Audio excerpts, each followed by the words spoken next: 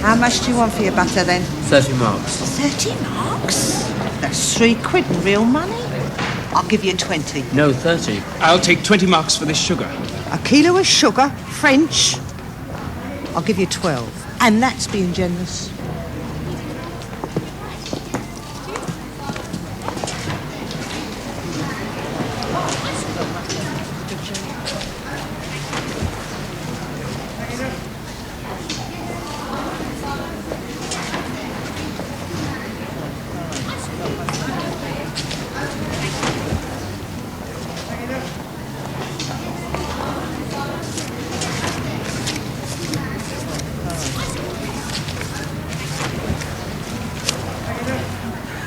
Ernst, you see that? We now have German soldiers trafficking on the black market. Give me their names.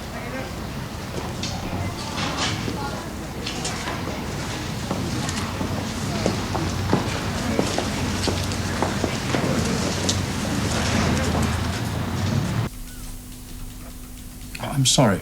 Please, sit down, Sergeant Lewis. Thank you, Mr. Kluger.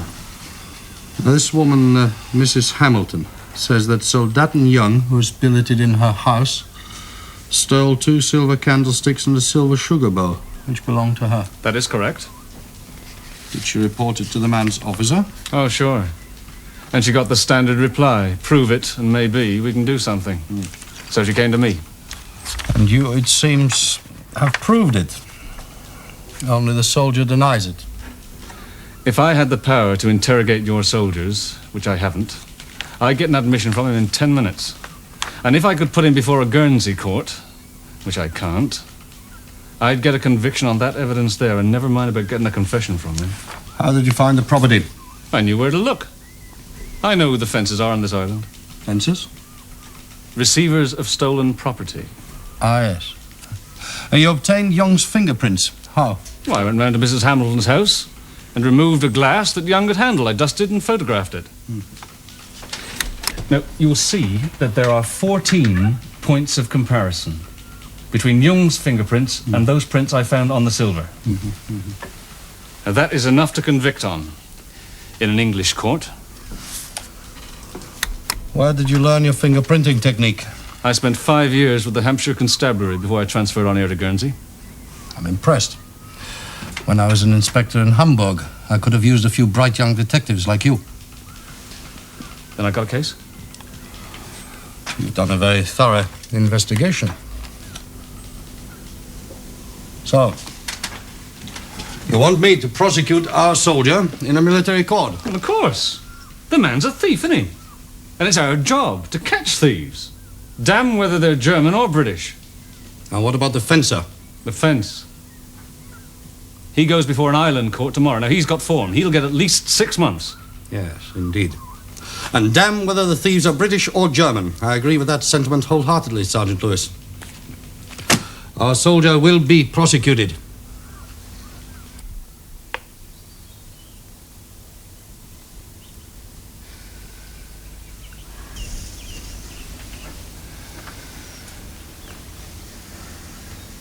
Is it any higher?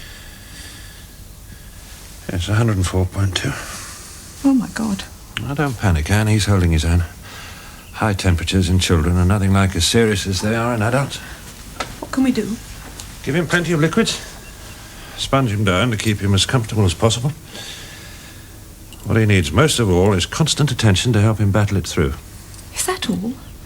There must be more treatment than that. Surely to God, there must be some medicine we can give him. I'm sorry. I'm afraid not.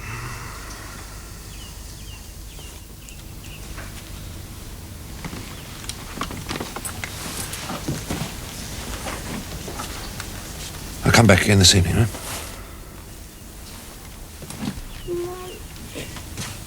It's all right, darling. It's absolutely essential that I have an immediate supply of sulfonylamides, Major. I have asked for these drugs Oh, on that your was behalf, months ago. Doctor. These things go through channels over which, regrettably, I have no control. And in the meantime, I have a child dying of septicemia with a temperature of 106. I'm sorry to hear that. Major, your military hospital has plenty. I have been to them, I have asked them to help, and they say, no, it is all needed for your own people. If that is what they say. But surely to God you can help, can't you, Major? Order them to release enough to treat one child. I only need a dozen. You are blackmailing me, Doctor. I'm appealing to you, Major. I cannot overrule the medical corps.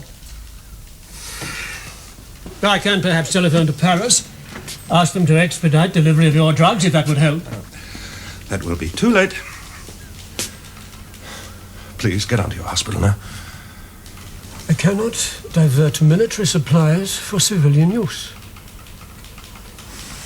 If I were to make an exception in this case, much as I would want to, where would it end? What if we could not treat our own soldiers because we had given our drugs away? I will be failing in my duty, Doctor.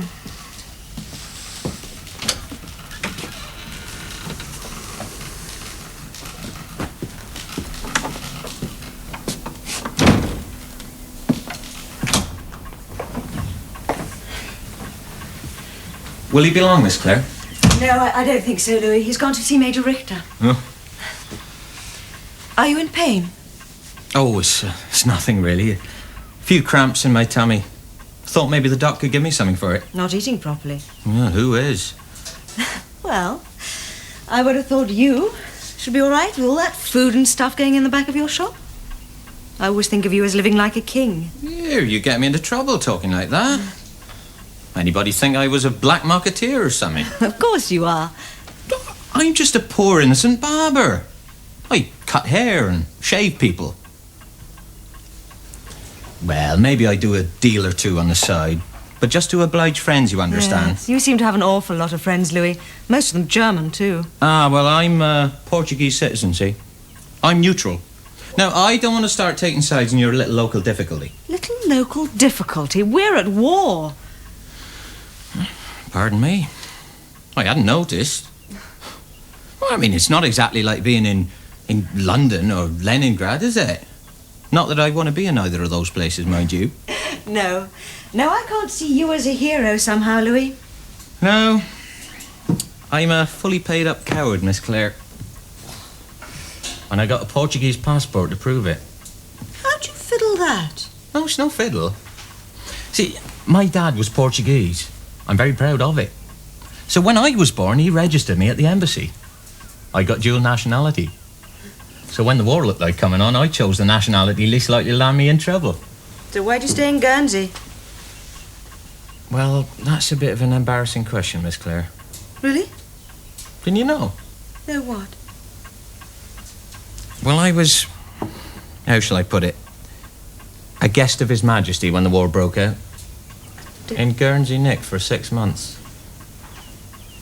You're a jailbird. Oh, nothing really. Just got caught, that's all. What an awful man you are, Louis. Yeah, I try. I don't think I should really be talking to you. Oh, please don't stop, Miss Clare. You make me feel better already. Don't think I'll need your dad after all. There he is now. The commandant himself caught 2 soldiers in the act of selling rationed food in the market. And you know how he reacts when the honor of the Reichswehr is being let down. He must have been outraged. And rightly so. It's very sordid, this trafficking between soldiers and civilians. It's bound to happen. Rationing creates a black market. It's very difficult to stamp it out. Yes, it can, however, be stamped on, Kluger, rather more vigorously than we seem to be doing at the moment. It's not the German soldiers who organize the black market. It is the islanders. It's a matter for the civil authorities. Are you suggesting we just leave it to them? That's their job. Do you think they're doing a good job, Kluger? No. Then we must show them how to do it. Or to be precise, you must. It's not so easy. You're the policeman. You work it out. In order to be effective, a policeman needs informers. I have very few informers among the civil population. Certainly not enough to stamp out the black market. I see. The Guernsey police would have access to the kind of information you need, will they not? If they're any good, they should have, yes. Then I will order them to give you all the cooperation possible. Major, could you be more specific with them? Order them to give me Detective Sergeant Lewis. Well, this should keep you quiet for a bit, Louis. Oh, thanks, Doc. All I ask is that you return the bottle to me this time, and the cork. Oh, yeah, of course. How much do I owe you, then? Oh, I'll send you the bill. Look, why don't you let me pay you in kind? Out half a pound of butter, do you? Tin of jam, perhaps? Please go, Louis. I would offer you steak, but the bloke who brings my meat in got nicked in France last week. No, thank you. Oh, well, suit yourself. But if there is anything you want, you've only got to ask. All right, I'll bear it in mind. Why we're this formal with the miserable meal we're having, I can't think. Keep up standards. It's like dressing for dinner in the jungle. Wonder whether anyone ever actually did that.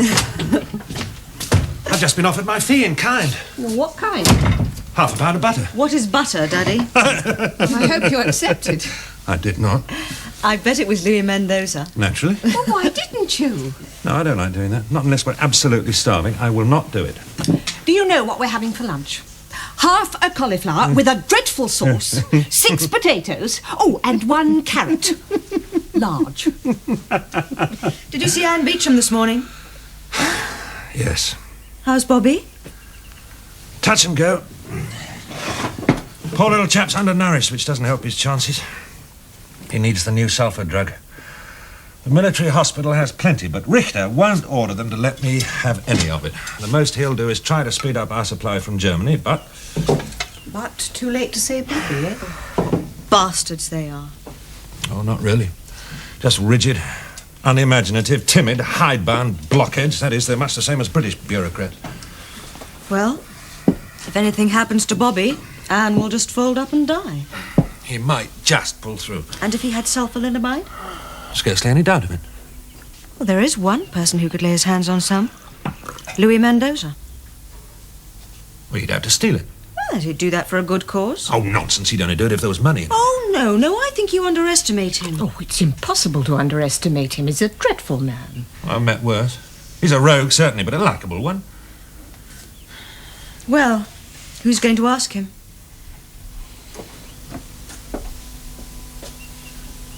Right then. So what do you say? If my superior officer orders me to work with you, Mr. Kluge, I suppose I must obey that order. There's no suppose about it, Sergeant Lewis. No, I suppose not. So you don't want to work with Germans? Collaborate. Same word, isn't it? So why didn't you go to England when you had the chance? Because I was needed here. I had an important case to finish. Tell me about it. It was a series of burglaries. The man involved had an accomplice. I lifted the accomplice on suspicion and he agreed to turn King's evidence. And the bastard skipped to England on the last boat. Result? No case. I was stuck here on my own. And you're bitter about being left behind. Well, wouldn't you be? There are worse places to be. Russia. At least you proved yourself to be a good cop. Well, I'd sooner be a good soldier. Like my brother in North Africa. I'm sure your brother would be willing to change places with you right now. Our General Rommel and his Africa Corps are giving your brother and his comrades a very hard time. I'd still sooner be there. So, you're a patriotic young Englishman. I suppose I must have some respect for that, but not much. I have far more respect for a man who is a good professional policeman and who can do his job under very difficult circumstances. That is why I asked for you, Sergeant Lewis. I appreciate that, Mr. Kluge. So you damn well should. Now look. I'm not asking you to arrest Englishmen for offenses against the occupying power. What I want from you are these thieves and swindlers who are getting rich from the black market. Together we can clean up this island, lock away these bastards. Come on. I'm putting away a German thief on your evidence. Surely you can do the same for me. All right. That's fair enough. Good. Now, you must know who these main operators are. Well, I got a shrewd idea, but I got no hard evidence. Together we will find the evidence. Let's start with some names. And how's that, sir? Fine. Good. Anything else you need, sir? No, sir. I've still got a few bottles of tonic lotion left. Very good for dandruff, sir. Which I can see you got a bit of trouble with there. Well, if you don't want to put it on your scalp, you can always drink it. Just you mix that with a drop of Normandy cider and wham, you got a real depth charge inside you. You let me have the bottle and the cork back. That'll be 10 bob to you, sir. Can I tempt you? No, thank you. Right, that'll be 2 and 6 then. Thank you very much, sir.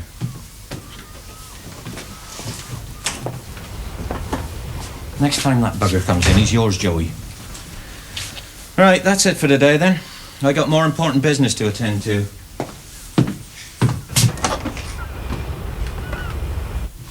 Well, come on, then get sweeping round.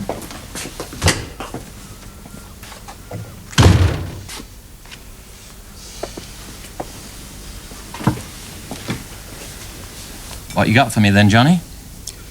I'm going to kill off my chickens, Louis. Got them blasted Todd workers down the road. Forever steal them. Eggs, too. Well, they're not worth keeping anymore. So there's 4 dozen chickens you can have, up to £10 of butter. I can deliver day after tomorrow. Right. Got yourself a deal. Now, the price.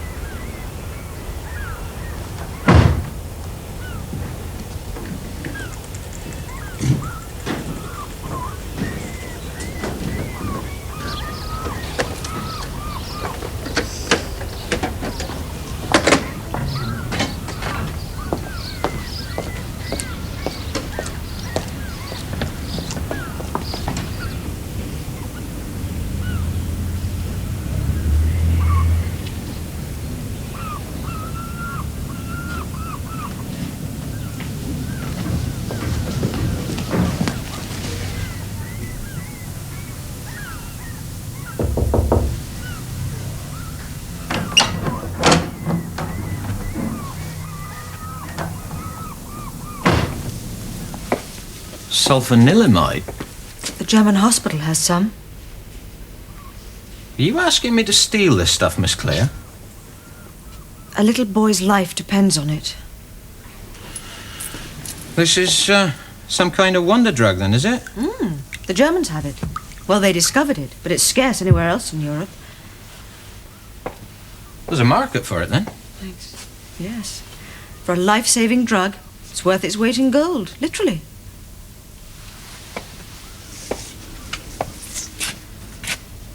How much do you need? Oh, my father said about a dozen tablets would do the trick.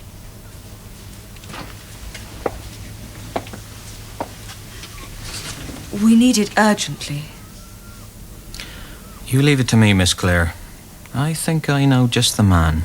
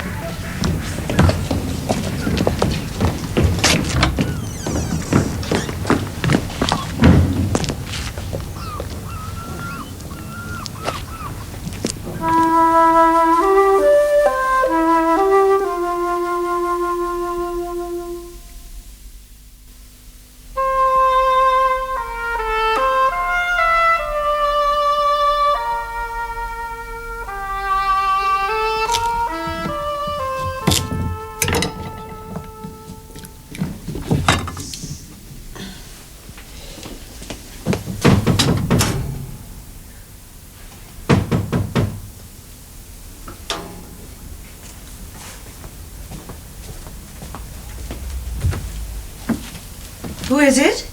It's me, Louis.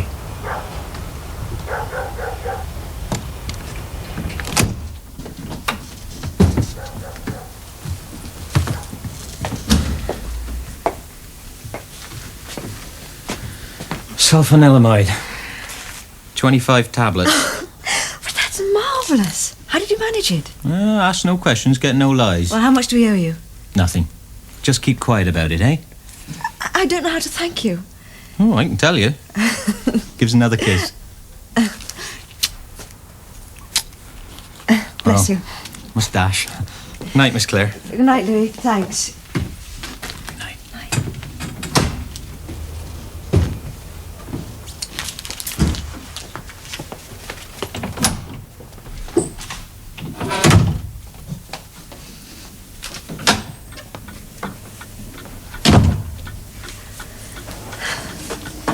Sulfanilamide, 25 tablets.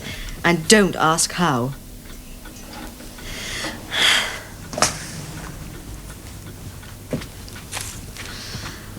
Does he want paying? No. God bless him. And you. I'm going to see Bobby Beecham. This war will make crooks of us all. Well, if we're all good-hearted crooks like Louis Mendoza, who cares? No such thing as a good-hearted crook. Is there? Just this one pill, darling. That's it. Keep it there. Right. A little sip of water. To swallow it down. It'll make you feel much better. That's a good boy. Well done. Splendid. Now, I want you to give him one of those tablets every 4 hours through the night. There might be some side effects from this drug, so if you're in any way worried about it, don't hesitate to give me a call. Otherwise, I'll be back first thing in the morning. Do you think he's going to be all right? Oh, yeah. If this drug works as it should, he'll be all right.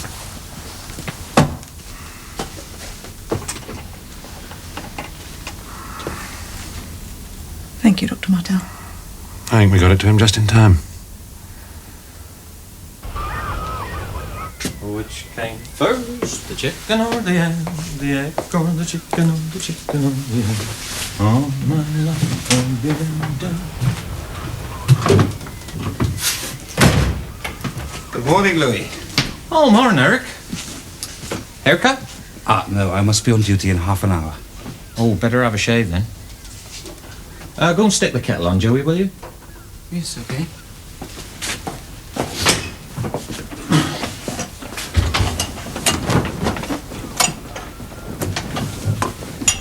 So, when do we get rich, eh? Next week.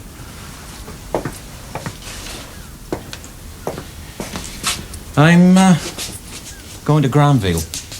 There's a big pharmacy there. I buy all my stuff for the shop through them, and the manager's a friend of mine.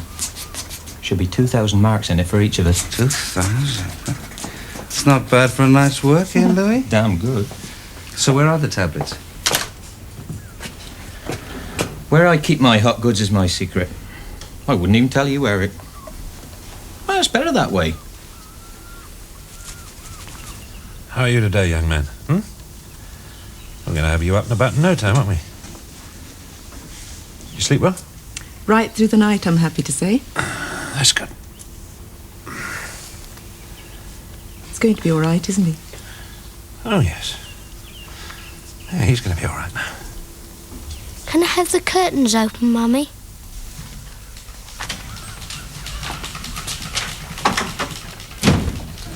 Would you countersign this for me, Dieter?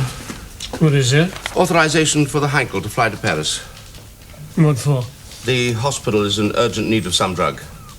Is that all it's going to Paris for? No, it really is urgent. They've got several men who are very sick and nothing to treat them with. Oh, it's ridiculous, flying a plane all the way to Paris just to pick up some medicine. Why they let themselves run out? Apparently, the entire stock of sulfanilamide was stolen from the dispensary last night. Sulfanilamide? Yes. The entire stock? Some 2,000 tablets. Well, well. What a strange coincidence. What is so strange? Who's investigating this, Cloquet? Yes. I'd like to see him, Ernst. No. I'm pretty certain Mendoza's in on the black market in a big way. And I agree it'd pay us to keep him under surveillance. But I can't do that on my own. No, of course not. Don't you have some other men you can put on it? I've got 2 young detective constables. That's the entire detective force. They're both so green Mendoza will spot them in 5 minutes. Then we must find some other way of doing it. Kluger. Yes, Sir Major. Coming. Commandant wants me. I shan't be a moment. Come in. What do? Commandant? You've been to the hospital about the drug theft? Yes, I have. What do you make of it? It could have been someone from inside. There's no sign of forced entry in the dispensary. The lock could have been opened with a key or perhaps picked. It's a very simple lock. The thieves made off with the sulfanilamide and nothing else was taken. There was no one seen entering or leaving. Yesterday, Dr. Martell was here asking me for a supply of this very drug. Martell? He needs it urgently to treat a child. None of the doctors on the island has any, neither does their hospital. He'd also been in touch with our hospital, but they couldn't or wouldn't give him any. But they should have told me this, but they didn't. Well, I'm telling you now. Yes. Thank you, Herr Meyer. You're suggesting Martell is involved in this, then? I would have liked to have helped him, but of course I can't. In the meantime, a number of our own men are without proper treatment until we can fly in a further supply of this drug. For all I know, their lives may have been endangered. I want a thorough investigation. It will be thorough, Herr Meyer. You know, I think I've changed my mind about the black market. How's Bobby? Better. Oh, good. And without our black market friend, Louis Mendoza, he'd have been very dead. Well, maybe I misjudged him. Oh, no, I don't know. No, he's an unscrupulous rogue. Full of animal cunning. I wish I had a bit more of it, mate. You think Dr. Martell stole this drug? We know he needed it. It's the only lead we've got. No. No. No civilian could walk into your military hospital unchallenged. You said it yourself. It must have been an inside job. Must have been a German. Probably a soldier. I'm going to have Martell brought in for questioning. Well, even if he does know something, he won't tell you. Well, we shall see. Would he tell you? A theft from the German hospital is a German matter. It has nothing to do with me. Now, can we please get back to the surveillance of Mendoza? In a minute. Who do we know wanted these tablets? What would you like me to do, Mr. Kluger? Arrest Dr. Martell, who may or may not have bought some of these tablets, or the thieves and suppliers? They may very well be the same people that we are looking for, and Martell can lead us to them.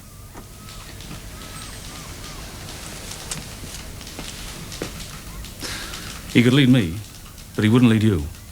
All right. You question him first. I don't quite see why you're questioning me about this, Sergeant Lewis. The Germans say that you were begging them for this drug just before it was stolen. So not unnaturally, they think you might know something about it. The Germans say? Why are you doing their work for them? Would you rather Oberleutnant Kluger and the Feldpolizei gave you going over? I think I'd understand it better. I have been ordered to help Kluger crack down on the black market. Now, I see nothing wrong with that. I don't much like the Germans, but I dislike bloody thieves and black market parasites even more. They exploit the rationing system, they grow fat and rich at our expense. Their lousy little rackets are unfair to all of us. I'd lock them up any day, with pleasure, German or British. Yes, but what's a few sulfanilamide tablets got to do with the black market? A few? They took the entire stock. 2,000 tablets. 2,000? Until they can fly some in, even the Germans are out of sulfanilamide. Now listen. Some people are going to make a small fortune flogging that little lot, and those are the people I want. Now, who stole them, Dr. Martell? Not me, I assure you. Did you receive any of them? I have nothing to say about that, Sergeant. You told Major Richter that you needed sulfanilamide to treat a sick child. Yes. Now, I would like the name of that child, please. I'm sorry, I can't discuss my I patients can always with find you. out. Do I have to do this the hard way? Well, that's up to you, Sergeant, isn't it? Now, if you'll excuse me. Is your daughter a particularly close friend of Louis Mendoza's? What on earth makes you ask that? Is she? He's an acquaintance of hers, and a patient of mine, but that's all. What exactly are you insinuating? She called on him yesterday. I saw her arrive, and I saw her leave. Well? Well, she's not his girlfriend. She obviously didn't go there for a shave or a haircut. So what did she go there for? I haven't the slightest idea. Oh, come on, Dr. Martell. You're not helping me at all, are you? Your daughter calls on one of the biggest crooks in the island. What for? And I haven't informed the Germans of that. Yet. Are you going to? Is that part of your duty? I want the people who stole that drug and who will be selling it on the black market. Now, I think you can help me. But if you won't help me, I certainly will not help you. I think I see what you're driving at, Sergeant. I don't think I like it. Look, I could come here with a search warrant and turned you over and probably found some of those tablets. But I didn't. The Feldpolizei could well be here before long, and they don't give a damn about search warrants.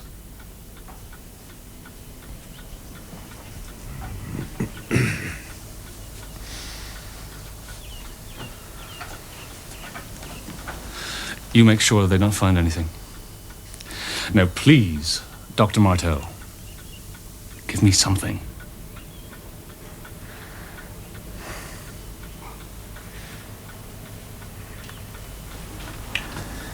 On second thoughts, Sergeant Lewis, I think perhaps you should pay a visit to my patient and his mother. It might just open your eyes a bit. Is something wrong? No, it's only a routine inquiry, Mrs. Beecham. Nothing to worry about. Bobby, I brought someone to see you. It's Mr. Lewis. Hello, Bobby. Hello. I hear you've been ill. Yes. When can I get up, Mummy? In a day or two, if you behave. I'm fed up with being in bed. You should have seen him yesterday. Well, he looks in pretty good shape now. Dr. Martell got some special tablets for him, and they appear to have worked miracles. Have you got any of those tablets left? Yes. Could I see them, please? Yes. Why? Could I just see them, please?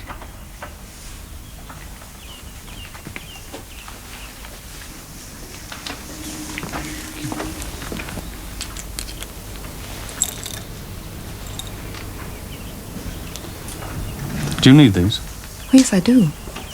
They saved his life. I've got to keep him on them for one more day.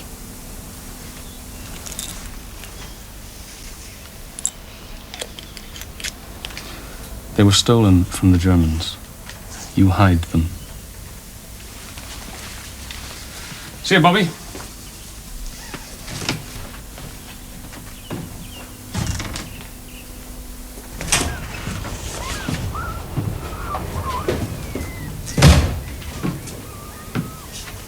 Joey? I'm just brewing up, Louis. Yeah, never mind that. Attend to this customer. I'm here on business. You're the customer, Mendoza. As you were, Joey. Carry on brewing.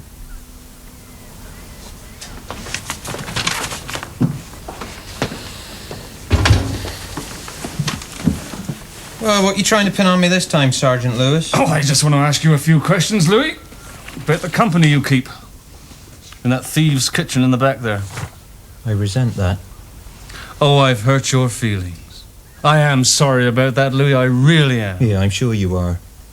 Look, I have a couple of drinks back there with my mates between shutting up shop and curfew. Now, what's wrong with that? Nothing. Can you think of anything better to do on this island these days? No. You're very lucky to have a stock of booze, Louis. Well, if you're thinking of tapping me for some of it, you can think again. What did Johnny Parfit want? Parfit?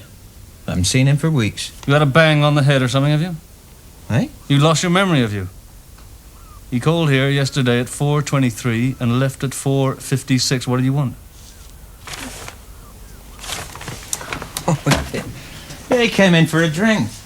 Yeah, I'd forgotten about that. Well, he's so boring, isn't he?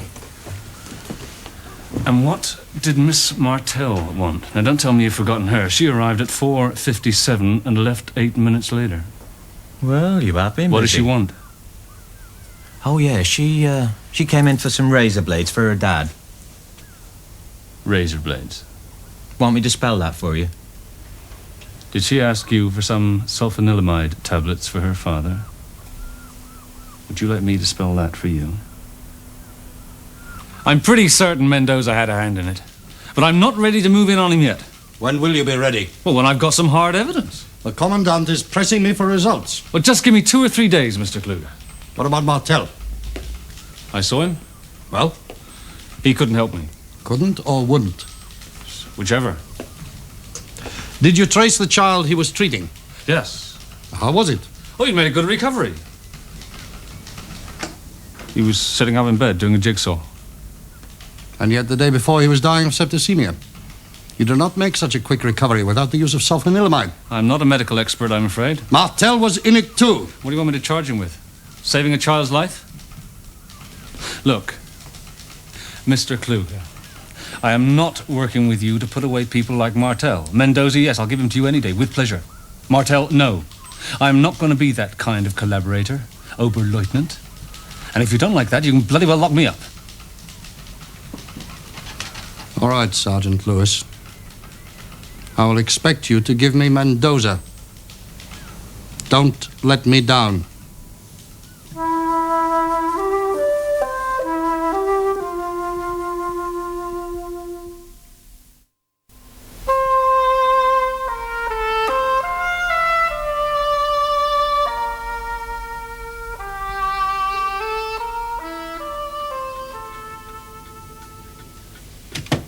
What am I doing, straightening my tie like this for Major Blasted Richter? He's not going to inspect me, jail me, maybe, but... Oh, Daddy. What are you going to tell him? Nothing, absolutely nothing. Look, it was that wretched Mendoza that's landed us in this. Why don't you say it was him? I don't think I need answer that question either, my dear. No. And what worries me is not the Germans so much as Sergeant Lewis. How much has he told them, I wonder? Is he a collaborator? I don't know, but he knows that you went to see Louis yesterday, sometime before the robbery. How? He was watching the place. You mean that Claire could be arrested? Not if I can help it. Good luck, Daddy.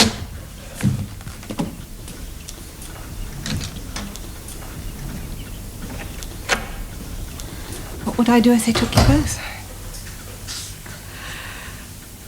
What would I do if they took you both? Oh. Just try remembering that a little boy is still alive.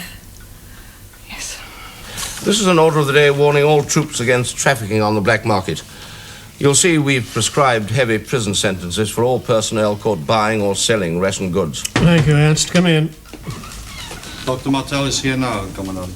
We'd better have him wait, hadn't we? Very good, sir. Oberleutnant. Sir. How soon will I know? It is being carried out now.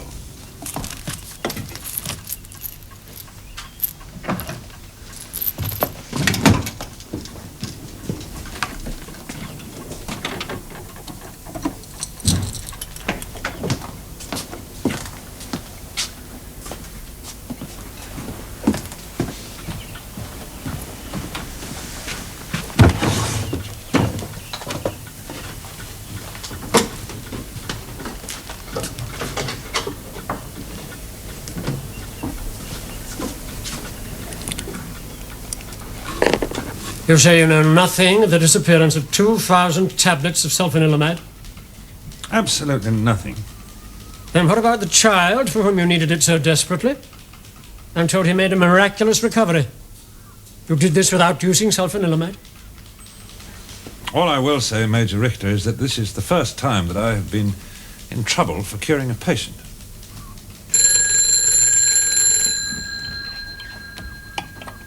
Richter. Thank you. You may go, Doctor. Your house has been searched. Nothing was found.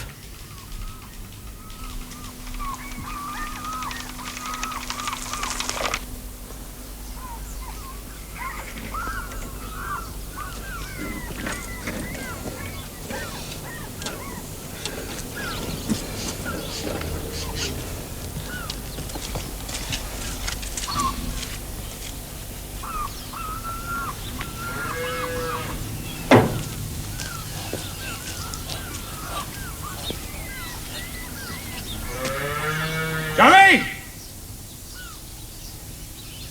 Johnny! Hello, Mr. Lewis. What can I do for you then? Oh, I just dropped in for a chat, Johnny. Ah, well, let's step across the house. No, I wouldn't want to interrupt whatever you're doing. Awful mess in there, Mr. Lewis.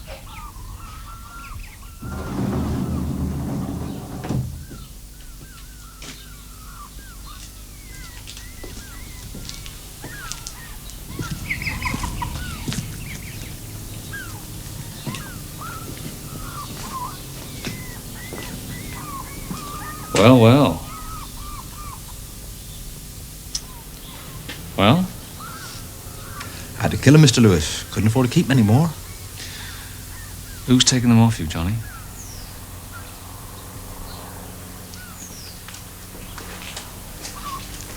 Louis Mendoza? Don't know what you're talking about.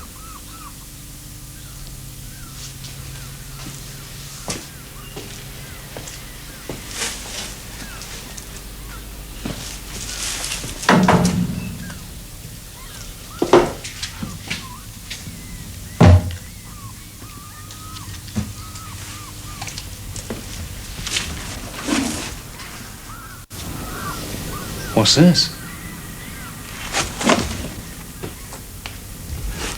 Butter?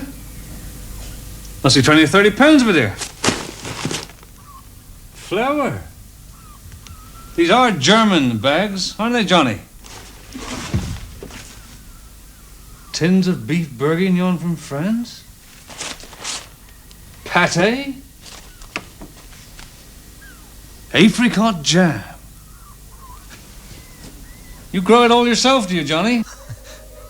Take whatever you like, Mr. Lewis. Help yourself. Don't you try bribing me.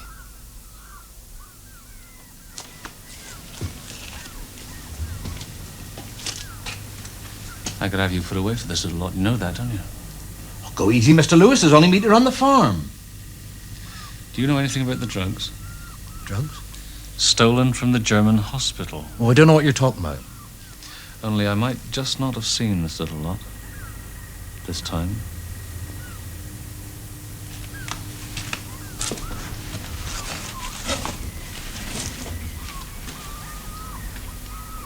Well? 'Twas Louis Mendoza's German pal, Eric, whatever his name is. Come on. You know. Strauss, Eric Strauss, he works down the hospital. Pick the storeroom lock and hand the stuff to Louis out the window. Louis's going to sell it in France. You're sure of that, are you? Sure.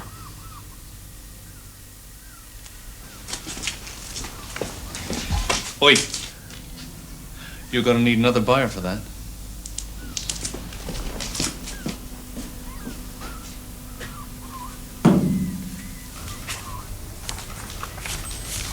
So, you admit stealing the tablets and giving them to Mendoza? Believe me, I very much regret it, Herr Oberleutnant. Deeply ashamed of myself. Anything else to say? Yes, Herr Oberleutnant. It was the young lady, Fräulein Martell, who put us up to it. Her father wanted them to cure a young child who was very ill. I'm afraid my heart overruled my good judgment. It was very foolish of me. Did she ask you to steal 2,000 tablets? Not exactly. How many tablets did Mendoza give to her? 20 and 25. And you kept the remaining 1,975 tablets in order to sell them and share the profit? My heart bleeds for you. I'll deal with you later. Get out.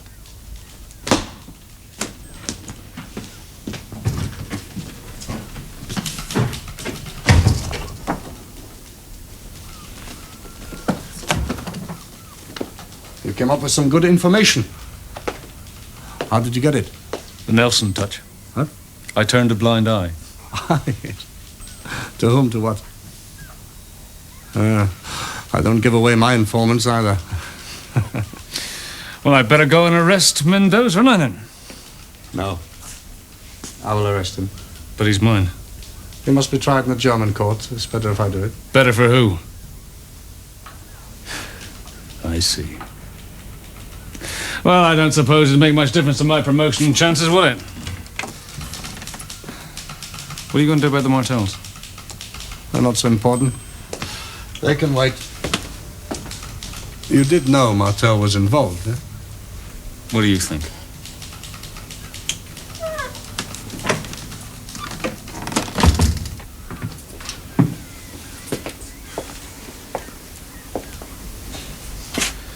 Wonder what's happened to that idiot Strauss.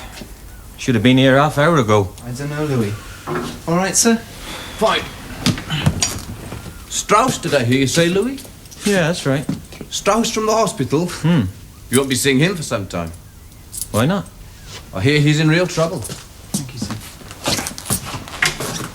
Joe, you could look after the shop for me, couldn't you? Sure. Why? I gotta go to France on business. France? I might not be back for a while. Louis, what am I supposed to... Take this. Now look, be a good lad and shove off home, will you? Louis, I don't understand. I leave some money for you in the till. Bring that pal of yours in, help you out. no Now he's help. got the makings of a good barber. Yeah, you'll manage fine. Okay. Oh, thank you, darling. They don't seem to have made too much mess. No, but they were certainly thorough. They seem to be here for ages. Yes. They had absolutely no right at all. Please God, it's not them again.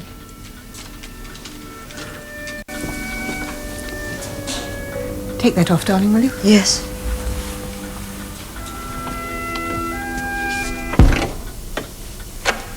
Sergeant Lewis. Can I come in for a moment, please? Well, yes, I suppose so. Thank you. Do come in. Good evening, Mrs. Martell. Miss Martell. Good evening. Good evening. I thought I'd just let you know that we've caught the man that stole the sulfanilamide. In his confession to Kluger, the German Strauss, he implicated you and Miss Martell. I see. There was nothing I could do about it. I just wanted you to know that it wasn't me that told the Germans. Yes, I was with Major Richter earlier today. I knew then that you hadn't told him. I am very sorry that it had to come out. Well, thank you for letting us know. You're thanking him? Actually thanking him? He works for the people who've done this to us. I'm sorry. It's very difficult to know the right thing to... Well, I'd better go.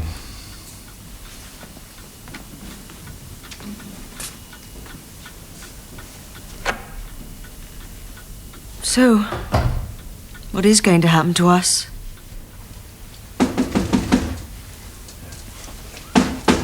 Coming.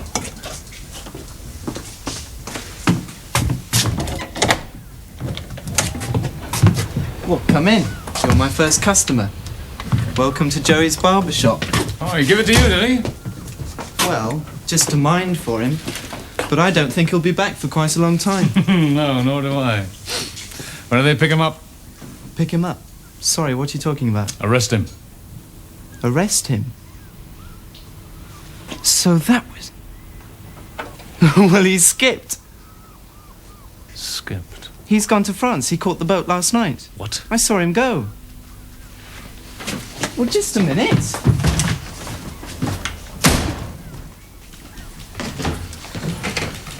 You have let that bastard go. He's gone to France. I know. You know? What are you playing at, Mr. Kluger? Sit down, sit down. Come on. Have some coffee. You do take milk, eh? Now, look. I have arranged for Mendoza to be arrested in Grandville. The Feldpolizei there have him. He has in his possession the tablets, a large amount in currency, some bits of gold, and a lot of other things that will take some very careful explaining. He will be tried before the military court in Grandville. But why?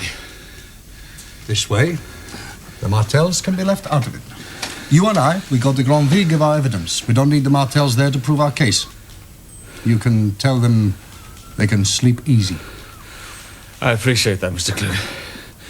You're a good policeman. You can be valuable to me.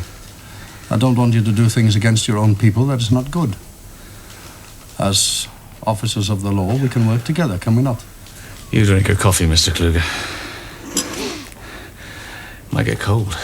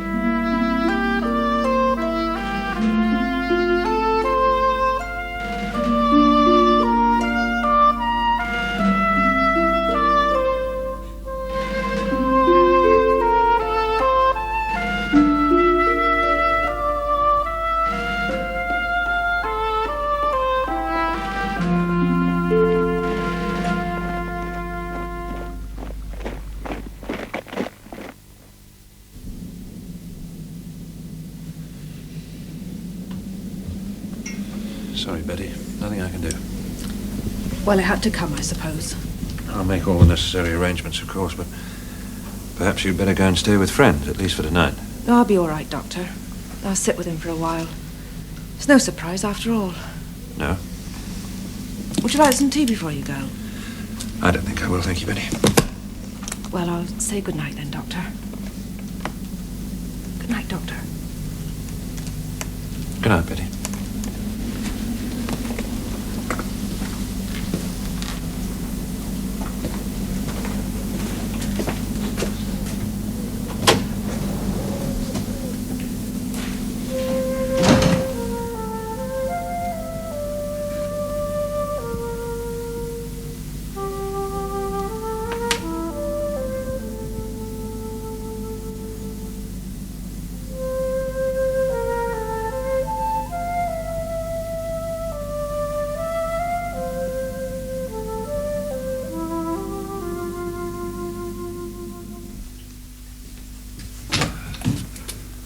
Hello. You shouldn't have waited up. I thought you might want something to eat. Oh, I feel like a good stiff drink. We're saving that. Cup of tea. Oh, all right. How is he? He was dead when I got there. I'm sorry. I shall miss him. Even if he did always ruin my roses. Yeah, he wasn't much good at anything, was he? But in the running for being about the worst handyman on the island. Still, he was always willing. I shall miss him too. Thanks. Poor Betty. She should have gone when she had the chance before the occupation. Well, he was ill. Somebody had to look after him. She was his only child. Anyway, it's too late now. Parents take too much for granted. Well, she took it for granted too, you know, as well as him. When you're that poor, there's no one else to turn to except your own family. Will she be able to get her old job back? I don't know. Shop assistants aren't much in demand these days. I'd like to be certain that she's all right.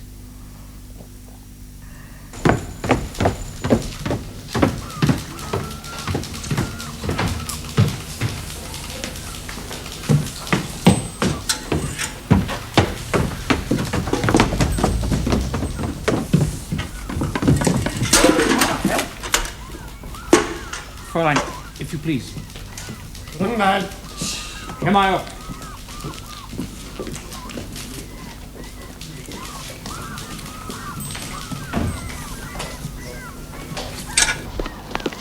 Fräulein!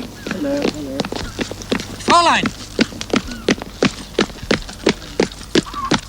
Excuse me.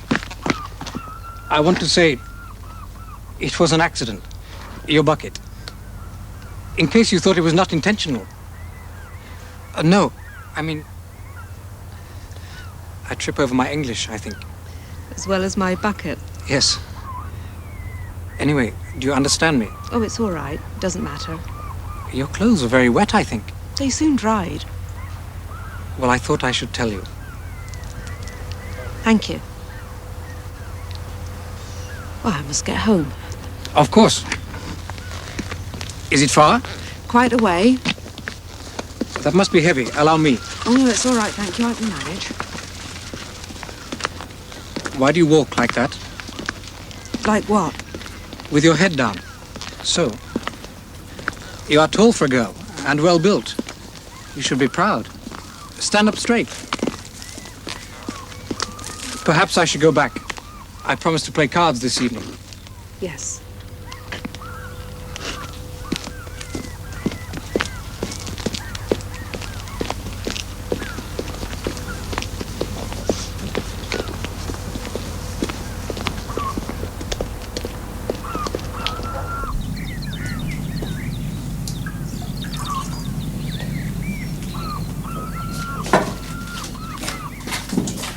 May I come in, Betty? Oh, yes, of course, Mrs. Martell. I wasn't expecting anyone, I'm afraid. Oh, that's all right. I can't stay, but I did want to have a word with you. Well, at least just sit down for a minute. Thank you. You know how sorry I was to hear about your father. Yes, and well, I appreciated your letter and the lovely flowers. Well, I liked him. I think everyone did. Yes, he was a very lovable man. You must miss him. Yes, in a way. Oh, I do miss him, and I'm sorry he's gone, but that's selfish, really, isn't it? That's thinking about me, not him. The way he was towards the end. That wasn't living, not the way he knew it. I think he was glad to go. I gather you found a job? Yes. Working for the Germans? Yes. I'm sorry you even had to consider doing that. Well, I didn't have much choice, Mrs. Martell. I went round to see the manager of Woolworths and he was very nice. But the way things are, he's having to let girls go. No one needs sales assistants anymore and the Germans need cleaners. It's as simple as that. I wish you'd come to me, Betty. I didn't want to trouble you. Well, it wouldn't have been any trouble. I'd have been only too glad to help. I'm sure I could have found something more suitable for you. I know that Mrs. MacDonald was looking for a daily help, for example. Well, I'd still have been scrubbing floors, Mrs. Martell. Doesn't seem to me to make much difference where those floors happen to be. I'd have thought there was a good deal of difference between cleaning for a good family and working with those people all around you. Look, I can still talk to Mrs. MacDonald if you like. It wouldn't be just scrubbing floors, you know. It would be looking after the children while she's out at work. Well, I'd rather see how things go if you don't mind. I don't want to be anyone's servant. Oh, that doesn't sound right, I know, but I can't explain it. I think I understand. You'd rather manage your own life in your own way, huh? Something like that. Well, if anything changes, I hope you know that I'd be only too pleased to help in any way that I can. Goodbye, Betty. Oh, goodbye, Mrs. Martell.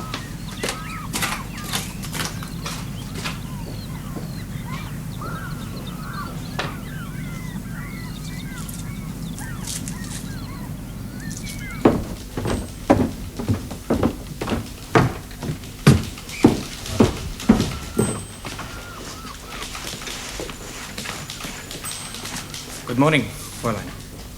Good morning.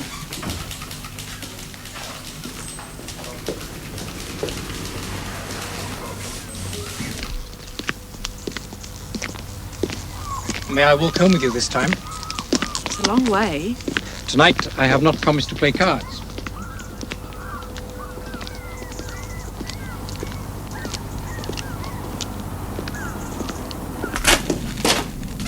Oh, thank you. I'll take them now. No, allow me. Where would you like them? Over there.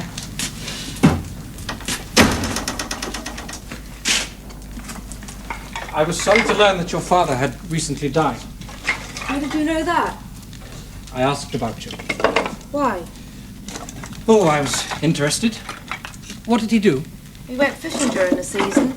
Other times gardening, odd jobs, anything he could find. He liked using his hands, but he had no real trade. And your mother is also dead, I believe. Yes, 10 years ago. I am very lucky, I think. My father and mother are both well and strong. And I have 2 brothers and a sister. We are all very close. My English is better, have you noticed? Yes. Much homework with my books. I was excessively good at English at school, but since then, many words I forget. Now I forget not so many. Well, I suppose it'd be useful while you're here in Guernsey. Mostly, I wanted to be able to talk to you. I'm doing well, no? Yes, very well. Now I think I should go. Thank you for bringing the wood in. Oh, it was nothing. After tomorrow, I shall not see you, I think. Oh. It was my turn to be orderly clerk for the week, but I'm not really a clerk. Now I go back to my unit. I see. However, on Sunday I am free. I would like to ask you to show me some of the places on the island. I am not long arrived. I've seen very little yet. Well, I'm not sure. Perhaps in the afternoon? I really don't know if I can. You are meeting someone else, perhaps. No, it's not that. Well, I suggest you think about it and tell me tomorrow. Yes, I will.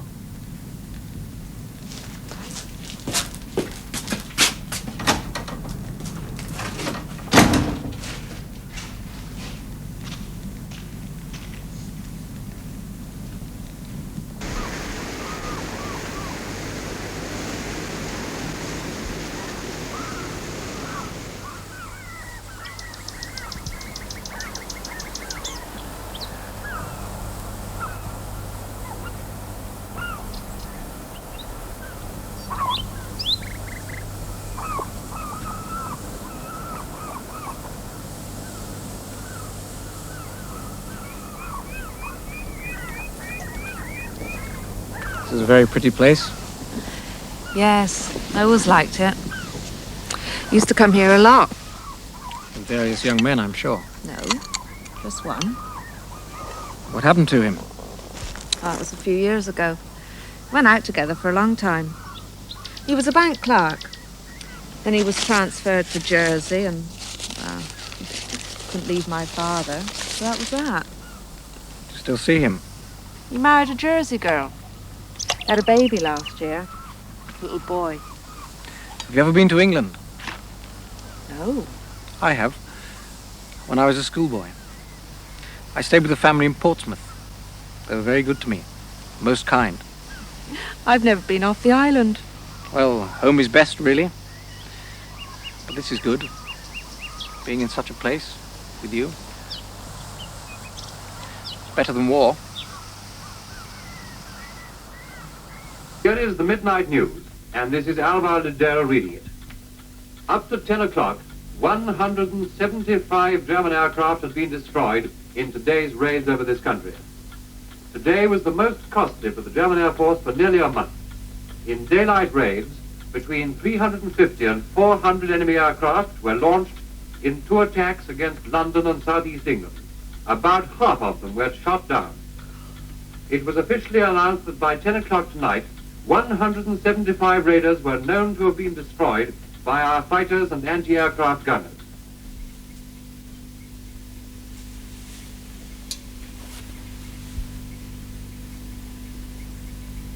It's a beautiful night. Like you. You are beautiful, too. No, I'm not. Not all the time, perhaps. But you are now.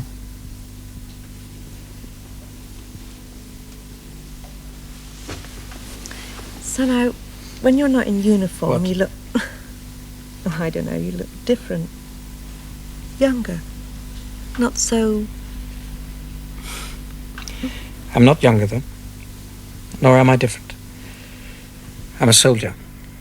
Do you like being a soldier? Everyone my age, we all knew we'd be called up. It was inevitable. No one asked me if I'd like it. But do you? Sometimes. When? No. Now tell me. I want to know. Well, when I think of my comrades, the friends I've made, and to be a good soldier, better trained, better disciplined, knowing the people at home are proud of you, that can be a splendid feeling. Aren't you ever afraid? There was one engagement against the French. People say now the French army ran away. Perhaps some of them did, but not these men. They fought like madmen. My unit was pinned down. We could not move. I was certain I was going to be killed. And the dive bombers came and it was all right. Times like that, I did not want to be a soldier. I would rather be at home, behind a plough. Is that what you are, really? A farmer? I shall be. My father has a farm a few miles from Munich. It's not very big, but the land is good. After the war, I shall work with him. Do you think it'll last long, the war? No, it will soon be over. The English will make peace. After all, there's nothing left to fight for. Then we can all go home. Yes. A few months at the most. Perhaps sooner. Then you'll be gone. But people will be able to travel again. I shall come back. For a holiday. You forget all about Guernsey. No, I don't think so. Next week, there is a dance. I would like to ask you to come with me, but if you would rather not, I shall understand. Oh, I like dancing. Betty, I have heard some of the islanders talking about girls who go out with soldiers. Perhaps we could meet there. Then it would not seem we were together. Would you prefer that? It's not on my account. Myself, I would be proud. Well, I'm not going to pretend I don't know you. After this, that would be really hypocritical, wouldn't it?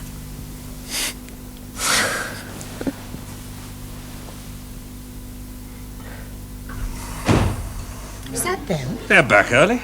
Hello. Marvellous. Back to sanity. Well, didn't you enjoy it? I did. It was awful. I thought the band was jolly good. Oh, I could hit you sometimes. He can just ignore the jackboot swastikas, just close his eyes to them. Oh, like that, was it? I was simply enjoying myself dancing with you. They weren't interfering with anybody. They were there. She's what was really worse- steamed up. So I gather. What was worse, I thought they'd be ignored, shown just how unwanted they are. It was an ideal opportunity. What, Claire, I don't think a war can be fought on the floor of a dance hall. Daddy, it could have been a very effective demonstration of how we all feel. Well, obviously, we all don't. Well, how I thought we all felt. All right, we can't do much, but at least they could have been made to feel like outsiders whom no one wants to talk to, much less dance with. Well, I did try and warn you, you know. I mean, no matter what, life does go on. Well, it shouldn't go on as though nothing's happened. Something has happened. I gather they managed to find partners? Oh, there's plenty of girls only too ready to dance with them. Betty Ridge was there. Did she dance with any of them? Not any of them, just one. They even arrived together. Oh, I didn't think Betty was like that. Well, judging by the way she was looking at him, I think she likes him rather a lot. Well, she's no business to like him. That's why I made Peter bring me home. I couldn't go on avoiding her all the evening, and I certainly couldn't bear to speak to her. You know, under that uniform, many of them are perfectly ordinary, decent young men. That's not the point. Or rather, it is. If ordinary, decent Germans didn't support the Nazis, there wouldn't be a war on now. I don't care how likeable some of them are. They occupied this island by force, and girls like Betty should remember that and not make them feel welcome. Do you believe we shall win this war in the end, Claire? Yes, of course I do. They've lost the Battle of Britain. It may take years, but they'll be beaten eventually. When that happens, should we occupy Germany, do you think? Yes, for 100 years if I had my way. When our own soldiers, our own perfectly ordinary, decent young men will be members of an army of occupation. Our human nature doesn't change. Don't you think they'll make friends with German girls? I do wish you wouldn't be so bloody reasonable the whole Claire, time. for heaven's sake. Well... Oh, I'm going to see if there's any coffee left. She does get worked up. She's probably right, Peter. Reason plays no part in war, after all. Hello, Jerry Bag! Hello, Jerry Bag! Jerry Bag! Jerry Bag! Jerry Bag! Jerry Bag! Jerry Bag! Jerry Bag! Does the father know? Well, I told him I thought I was pregnant, yes. What was his reaction? Well, he said I should make certain. Well, you've done that. What now? Well, I'm going to have a baby, Doctor, that's what.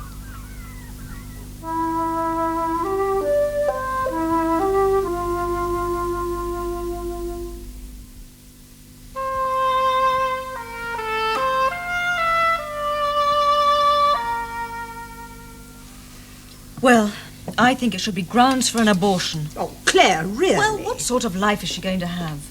Oh, the baby come to that, a German bastard. Can't you do something? She's perfectly healthy. There's no risk to her life. I'm sure you could arrange it somehow. Well, as it happens, I couldn't, nor would I if I could. But the question doesn't arise anyway because Betty wants the child. She doesn't understand what it'll mean. She says she loves this chap Grunwald and he loves her. She believes he'll stand by her. Well, if she believes that, she'll believe anything. Now, Claire, she has no one except him. She has to have faith in someone. Look, you know as well as I do what Betty's been to this soldier. A bit of an amusement on the side, that's all. Stand by her? He can't stand by her. Anyway, now he knows she's pregnant. He'll run away so fast she won't see him for dust. Well, if you're right, she'll need all the help she can get, won't she? You requested a personal interview, Grunwald. Yes, Herr Mayer. For what reason? I wish to ask for permission to get married, Herr Mayer. Congratulations. Thank you, Herr Mayer. I see you're due for leave fairly soon. I assume you wish the wedding to take place then? No, Herr Mayer. No? At once, if possible. Special leave? Oh, surely you can wait a few weeks. Leave would not be necessary. The girl concerned lives here, in Guernsey. You mean she's a local girl? Yes, Herr Mayer. Grunwald, you know perfectly well that marriage between German soldiers and Guernsey women is forbidden. Yes, Herr Mayer. But I hope that the special circumstances could be taken into account. Under no circumstances. The girl is expecting a baby, Herr Mayer. You may leave, Feldwebel. Herr Mayer. Stand at ease, Grunwald. Thank you, Herr Mayer. Who is this girl? Her name is Betty Ridge. Ridge? She works here. One of the cleaners.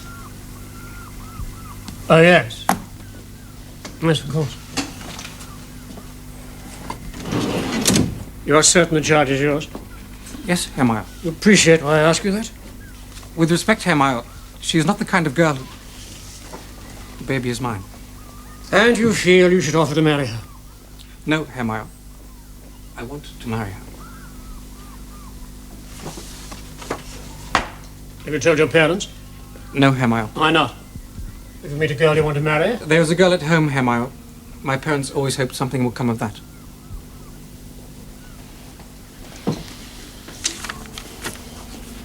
Religion Roman Catholic? Yes, Herr Meyer. The girl at home also? She is a Catholic, Herr Meyer. And Fräulein Ridge, what is her religion? She's a Protestant, Herr Meyer. Would your family approve of that? She would make a good wife, Herr Meyer. I asked if your family would approve. Probably not. Probably? They would not. You're 24 years of age. Yes, Herr Meyer. Fräulein Ridge is somewhat older, as I'm sure you know. Or perhaps you don't. She may be a little older. She's nearly 30. That makes no difference, Herr Meyer. It can do, Grunwald. After a few years, it can make a great deal of difference. Now, you have an exemplary record. You served with distinction in the Polish campaign, France, Belgium. You have the reputation of being a first-class soldier. Thank you, Herr Meyer. You've got yourself in a bit of a pickle, but when young men are a long way from home and lonely, it happens. Your concern for this girl is commendable in some ways, but you know, getting married just because there's a baby on the way isn't a very good reason. Even if it were possible, it would never work out. Or later on, you'll meet someone else, or perhaps when you see your girl at home again, you'll forget about Fräulein Ridge. You'll see it for what it is. One of those mistakes that young men make. Herr Meyer, may I speak freely? Please do. You are completely wrong. That is, I obviously haven't expressed myself clearly, for which I apologize. Never mind, just tell me how I'm wrong. This is not a mistake. The religious difference does not matter. The fact that we are different nationalities does not matter, nor our respective ages. It is not because of the baby. I will want to marry her in any case. But since it has happened, I want her to be my wife when she bears my child. Yes, I see. If you cannot grant permission, Herr Meyer, perhaps it could be referred to command as an exceptional case. No one can grant permission, Grunwald. There are no exceptions. There is nothing that I or anyone else can do. I'm sorry, but that's the position. Do you understand? Yes, Herr Meyer.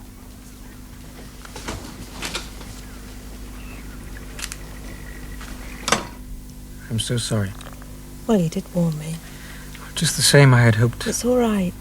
The baby will arrive just the same. Still, I will be here at least. I will be able to look after you, make sure you're all right. I'm sorry it had to be this way. I'm not unhappy, you know. In fact, now I got used to the idea of the baby. Oh, it's different for you, I know. No, it's not different for me. Well then, don't be sorry. All right. I won't.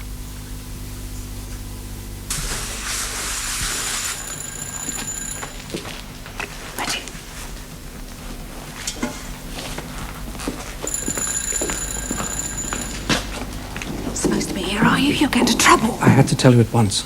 Tell me what? I've been posted. Oh, no. When? Carry on, Grunwald. Thank you, Herr Meyer.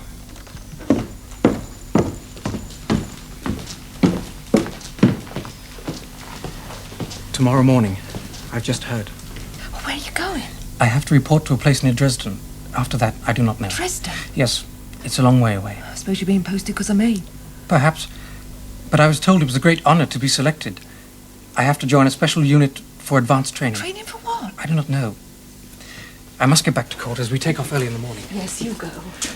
I will write as often as I can and send you money. Don't worry about me. Just look after yourself. I'll be all right. I will come back one day, somehow. You must always believe that. Yes. When the war is over, perhaps we will settle down here. I like Guernsey. I wish I did not have to leave you alone, especially now. Oh, it can't be helped. Take care of my son. He might turn out to be your daughter. I shall be late. Goodbye, Eric. Be careful. Wait for me. Of course I will.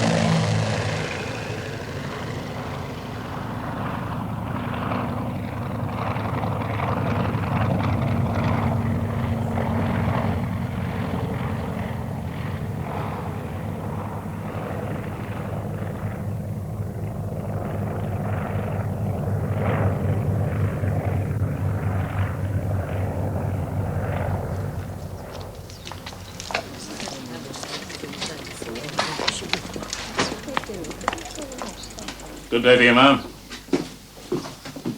Still cold for the time of year, isn't it? Don't know what's happened to spring this year, I'm sure. Now let's see. No macaroni this week, I'm afraid. Might have some next. Jam, no. Tinned fish, no. Flour, yes. I told you to bring another sack of flour up. Where is it?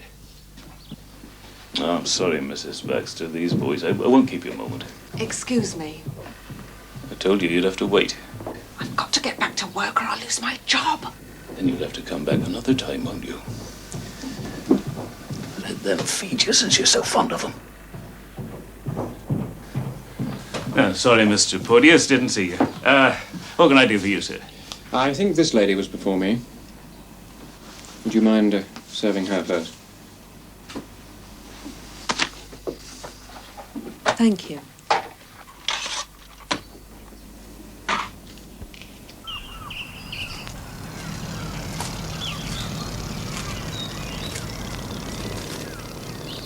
Miss Martell, good evening. I hope you don't mind. The door was open. Oh, of course not. Sit down, please. Oh, no, thank you. I can't stay. This was lying on the floor. Oh. I don't know what I can offer you, Miss Martell. Nothing, thank you. Read your letter. Well, if you wouldn't mind. No, go ahead.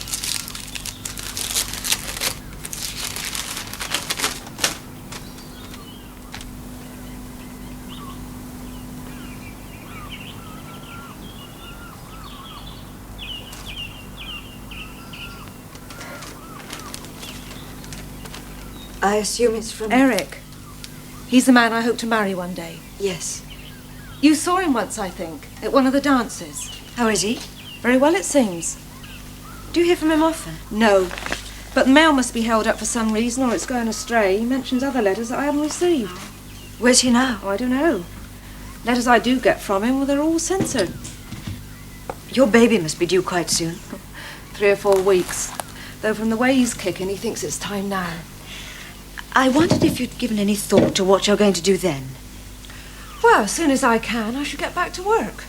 Well, look, Betty, I don't know if you read the local newspaper, but there have been 1 or 2 advertisements recently. There's one here. Wanted.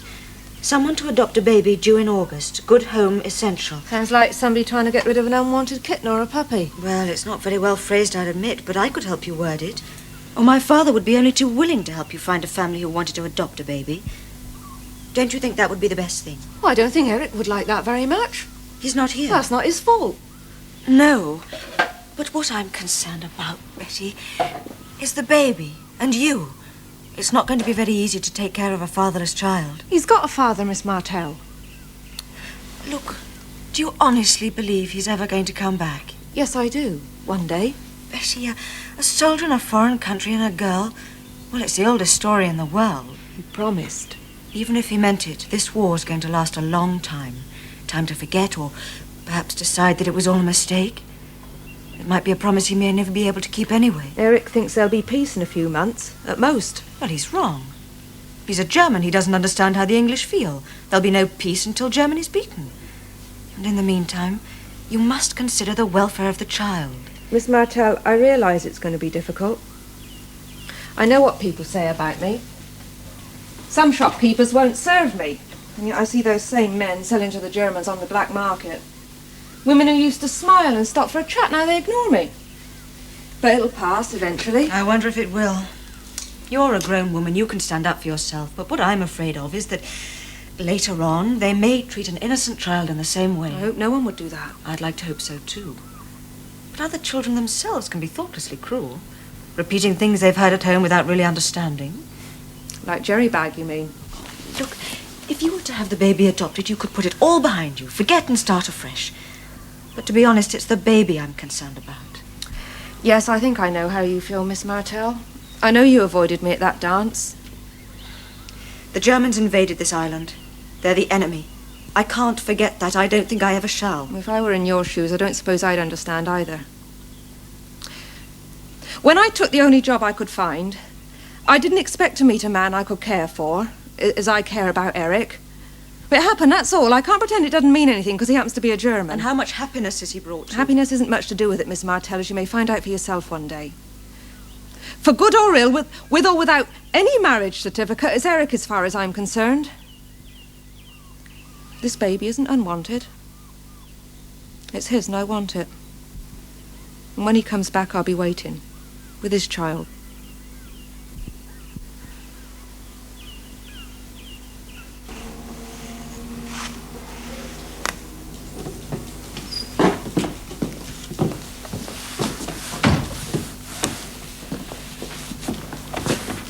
I think you had better go home, Fräulein. I'm all right, thank you, sir. Possibly, but go home nonetheless. And don't come back until it's all over. You've stayed at work too long as it is.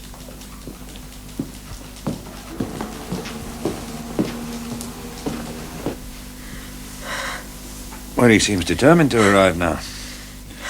No question about getting you to hospital. No, breathe gently. That's right. You're doing splendidly.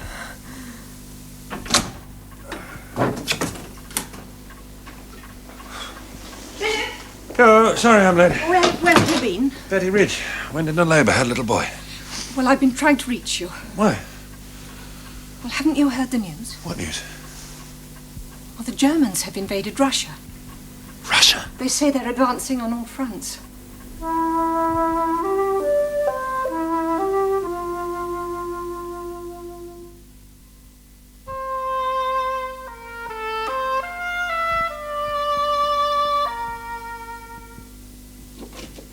I'm sorry our meeting had to be postponed, Doctor. I was summoned to a conference in Paris at short notice.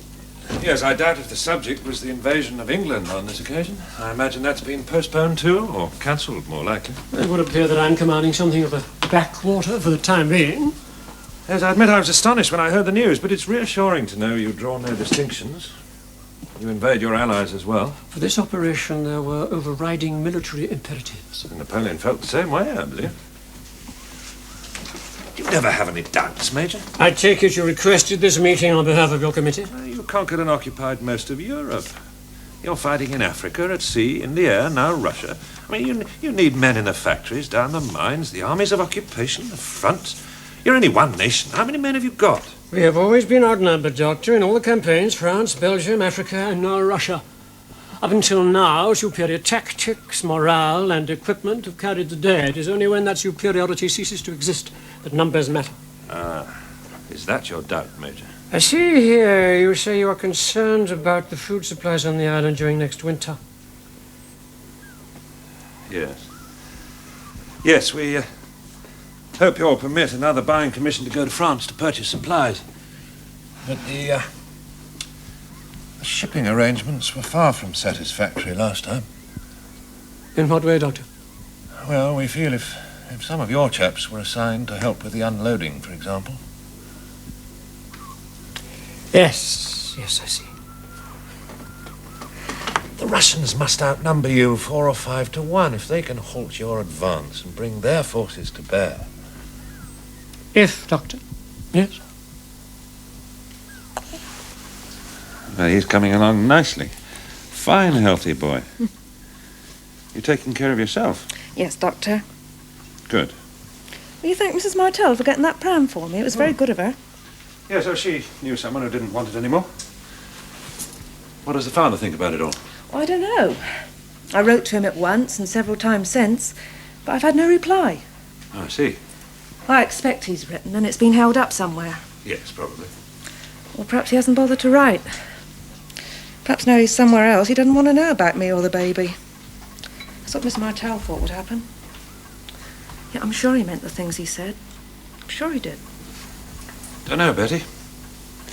Don't know him, never even met him, but sometimes people say things they mean at the time, quite sincerely, and then later. I know. Suppose I may as well face up to that.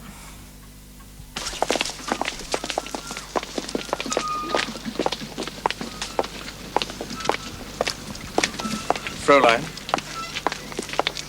Yes? you don't know me, but I know you. My name is Hans. I'm a friend of Eric's. Have you heard from him? Not directly. I've been on leave. I came back today. My home is near Eric's. I went to see his parents. It was not a good time to call. They had just received a telegram. About one of his brothers? About Eric. He has been killed in action on the Eastern Front. Yes. I talked to another friend who had served with Eric. It was a spearhead unit, the first to cross the lines into Russia. He said at first it was easy, but now the Russians are fighting back. There are partisans operating behind the lines. Now it is not easy. Did Eric know he had a son? I do not know, Fräulein. His parents, did they know about me? I do not think he could have told them anything, Fräulein. I asked his sister, although I didn't mention the baby, if he'd written about a girl in Guernsey, and she said he hadn't. I'm sure he would have done eventually. I know he intended to. Yes. Thank you for telling me. I thought someone should. I am sorry.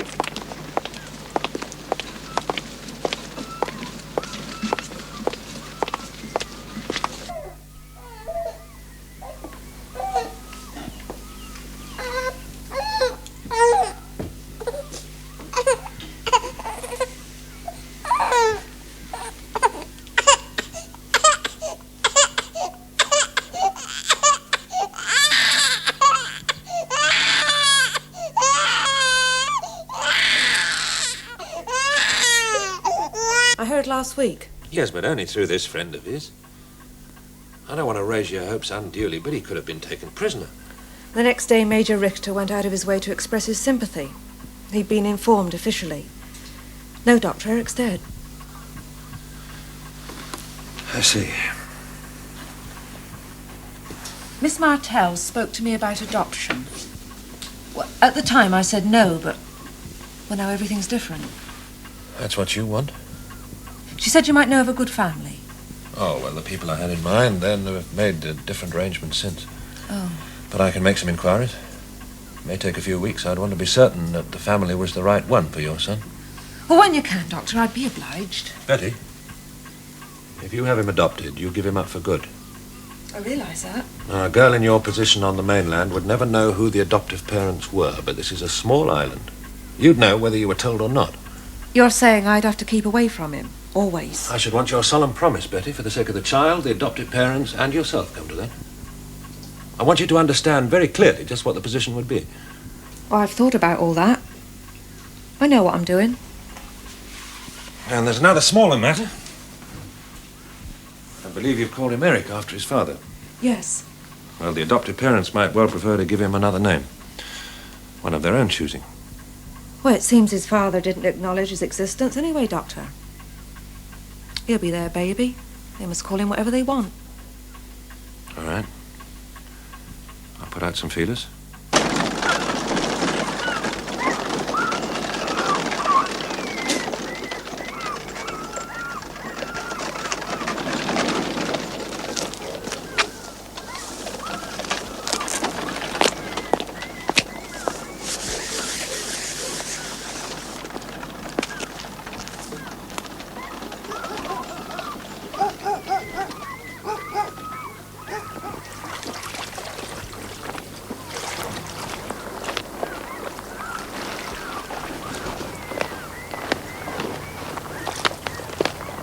Well, well. Fraulein Rich.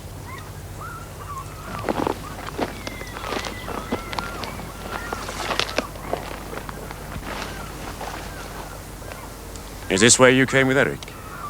And look at the result, eh? Please get him to me! Come on, that's all right, Fraulein. We just want to be friends like you were with Eric. Oh, you must be lonely now he's dead. Leave me alone. Come on, you like German soldiers. Look, how would you like some real coffee, huh? And some chocolate.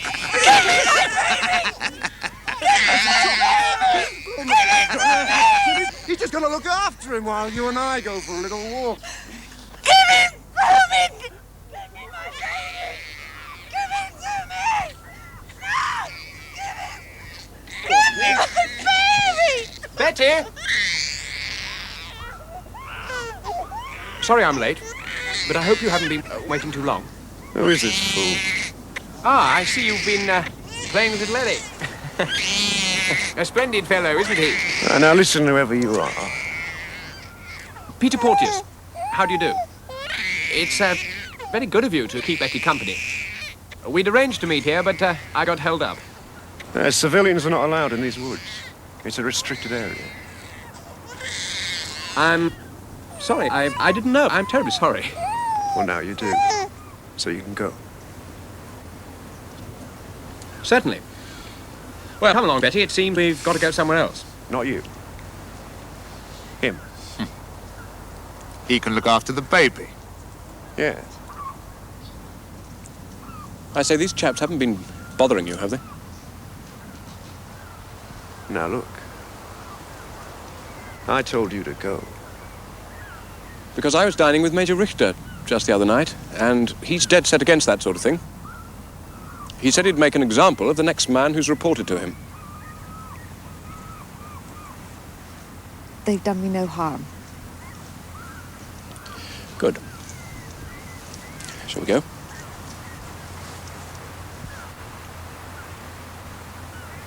Take my arm. Remember, Mr. Porteous? She's got one German bastard already.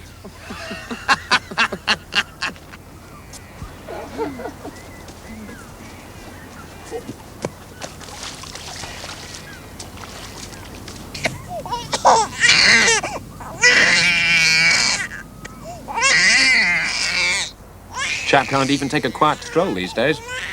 Certainly didn't expect to get mixed up in anything like that. I'm very glad you did, Mr. Porteous. I didn't realise you were so friendly with Major Richter, though. I'm not. I was lying.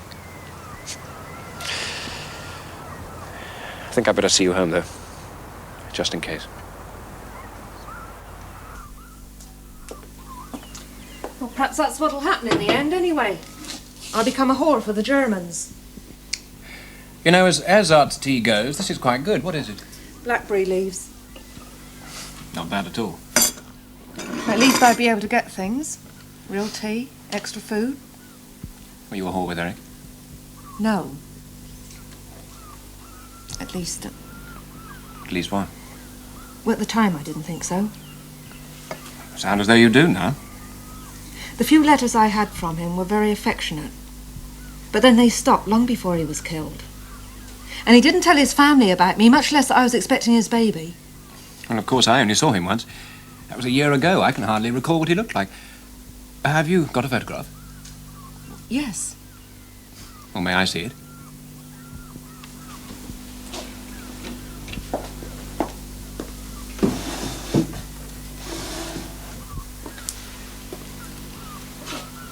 Oh, yes, I remember now.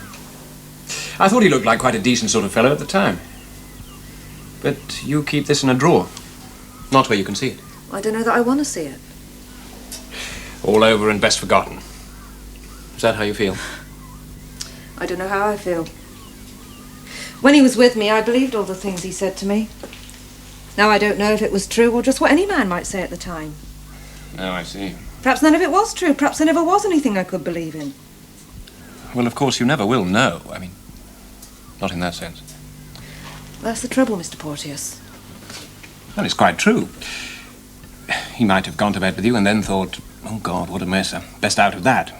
Could well be, but as far as I can gather, his letters stopped about the time they invaded Russia. Well, I hardly think mail was the top priority in the circumstances. I know. But he'd had months in which to tell his family, and he didn't. Well, did he go home on leave? No, he wasn't allowed any leave. Well, there again. Well, one can't be sure, of course, but in his position, I might think, well, a bit dodgy. To put in a letter, I've met this girl, and, by the way, she's one of the enemy. Which, of course, he would be to them. No, I might well think, better to wait until I saw them. Put it to them face to face. Well, I did think of that, Mr. Porteous, and I'd like to believe that's the way it was. How can I be certain? Ah, well, that's the trouble. You can't. It might well not have been like that at all. All it really boils down to is this. I believe in all sorts of things. God, for instance. Well, I can't prove that he exists. Against all the evidence, I believe we shall win this war. But I can't prove that. Sometimes you just have to fall back on faith. Pure and simple. So you think I should have faith in Eric? Well, I can't say that. You knew him, and I didn't. You'll have to decide that. Well, thank you for the refreshing brew. I must be on my way. Oh, thank you for what you did today, Mr. Porteous. Well, it would have been much more dignified if I could have knocked them both flat, but unfortunately, they'd have made mincemeat out of me. I thought it was very brave of you. My dear girl, I was frightened out of my wits.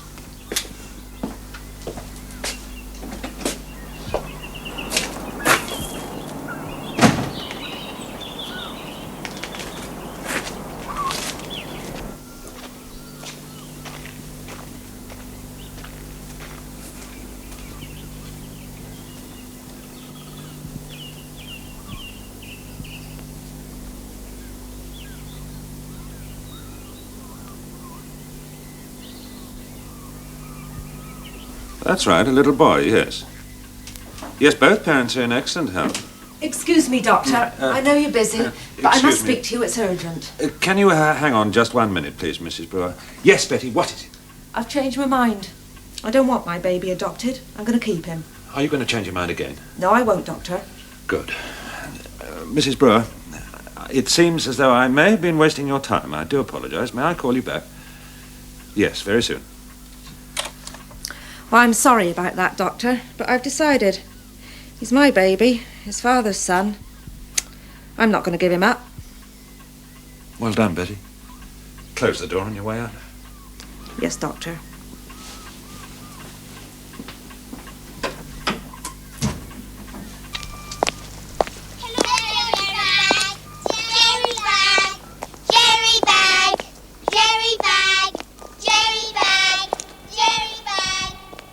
Why do you walk like that?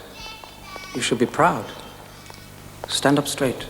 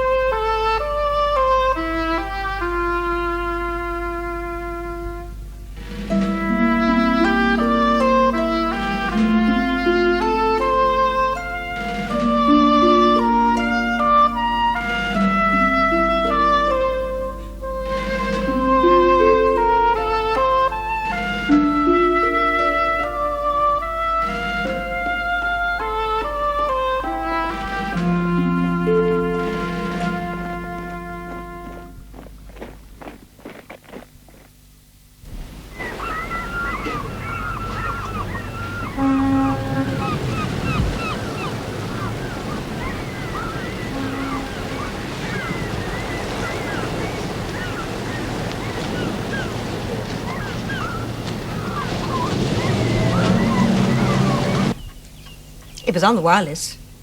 Didn't you hear? They say we've taken Fort Capuzzo and thousands of Italians prisoner. They say that General Wavell's had a great victory. I was at Staff College with Archie Wavell. Were you? Was your regiment there, do you suppose? In the desert. Yes. So, Pontois, hang yourself. What? Hang yourself. Nous avons combattu, et tu n'étais pas. Who was it said that? Some king of France? After a battle, to a friend of his who had not been there. We fought, he said, you were not there. Better to hang yourself, he said. We fought. You were not there.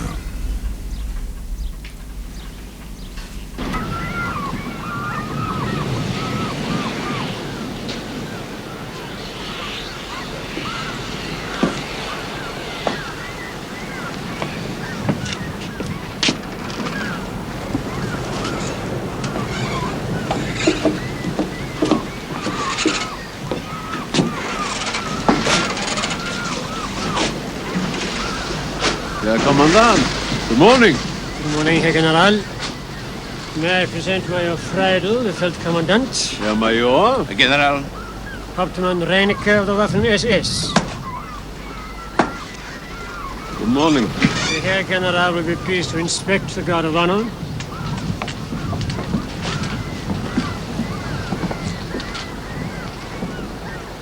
Peter tells me the Germans have dug up your tennis court.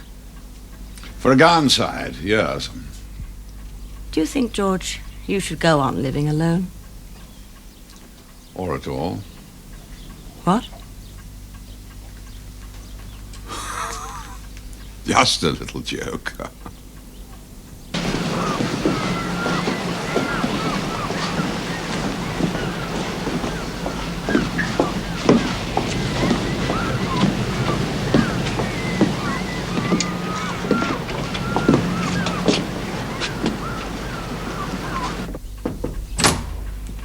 Dr. Martell, madam. Oh, show him in, Mrs. Bartlett.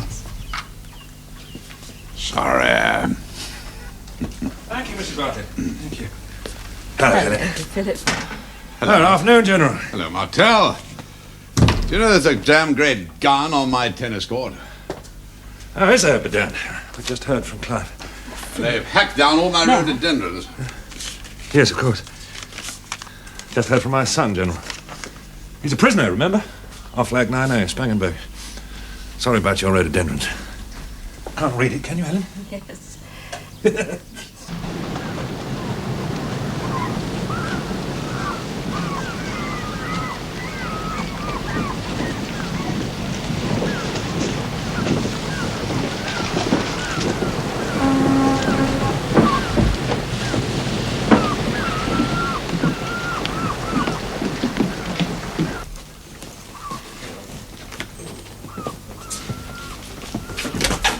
Sit. Sit.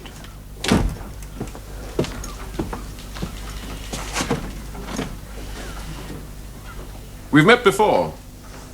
Yes, sir, when we went into Vienna. In 38. You were on the staff of General Beck. Yes, sir. General Beck thought highly of you, Richter. And I of him. Did you, Richter? Did you now? So when he resigned as chief of the General Staff? I thought it a matter for regret. So did I. You know why he resigned, do you? We all did. General Beck was opposed to the Fuhrer's intentions to occupy the Sudetenland. He was wrong, wouldn't you say? Now we hold all Europe, from Biscay to the Northern Cape. But not the air over the Channel, sir, and therefore not England. These islands are the door to England, Richter. You hold the door. I think it may not lead us where we would wish to go. Where would you wish to go? Africa. Wavell has taken Fort Capuzzo. Wavell will roll up Marshal Graziani all the way to Tripoli, if he's not stopped. Then we should stop him, sir. Send an army to Africa, should we? If we are to support Mussolini, yes. Do they never tell you, Richter, principle of war, never reinforce a failure? But we will. Oh, yes, we will. Marshal Graziani will get his Africa Corps, the 15th Panzer Division, and the 5th Light Division. Who will command, sir? Rommel. Come in.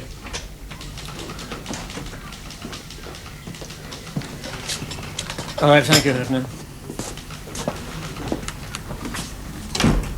I would like to be with General Rommel in the desert. Why? What is there for a soldier to do here? Sit on his ass, while Tote's labor force pours concrete to make the island a blockhouse. If they don't know, sir, in the Wilhelmstrasse what use a blockhouse is in this war... They should ask the French, to tell them about the Maginot Line. You don't ask me, Richter, why I'm here. No, sir, I don't ask you. Why I'm here, as far as you're concerned, is to write for Army Group West an appreciation. The state of the island, military and political. As far as I am concerned. Where is the place they call Torteval? Torteval, yes. Here, sir. I see. Tonight, you will take me to Torteval. You, Richter, will drive me. Sir. You want a soldier in Africa, do you, with Rommel?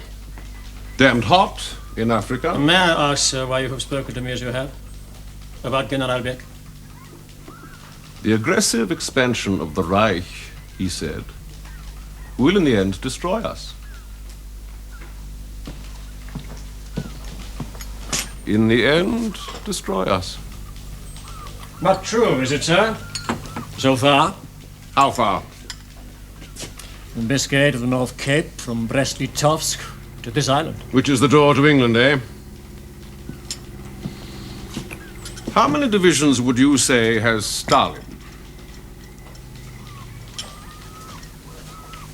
100 divisions of infantry, 25 divisions of cavalry, 30 divisions of armor. And how far, would you say? From the Vistula to the Urals? Our going will be a bit cold, eh? Before the end.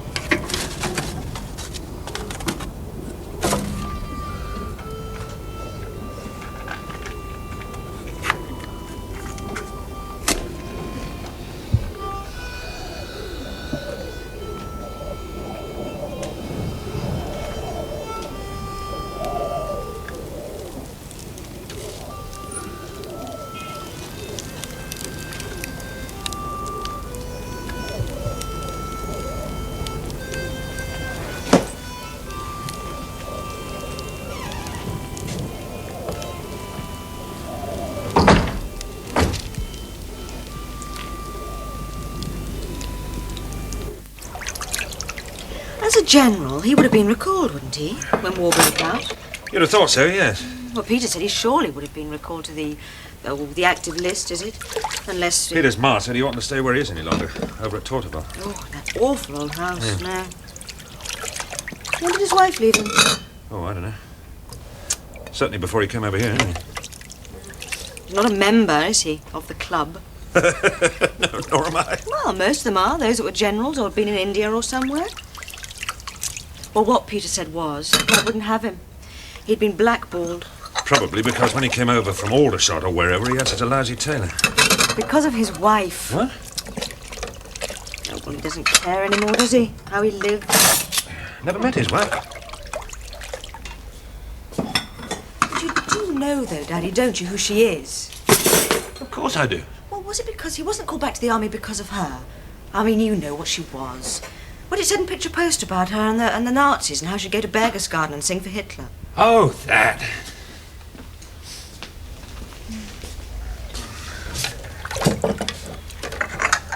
I heard her once. Last year, your mother and I were in Germany. Ariadne wasn't a Rosencavalier. Heard her sing. What was she like? Absolutely stunning.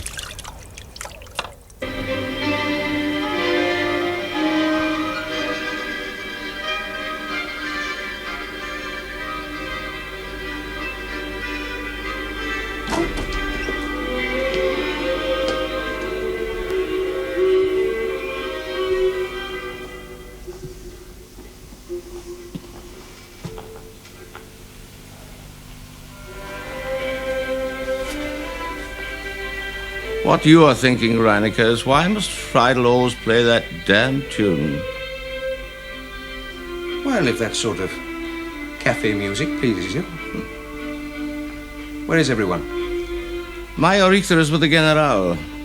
As for your brother officers, they'll be looking out over the channel, I suppose, in case Tommy should come. Not you, though, eh? I am here because I have nowhere to go.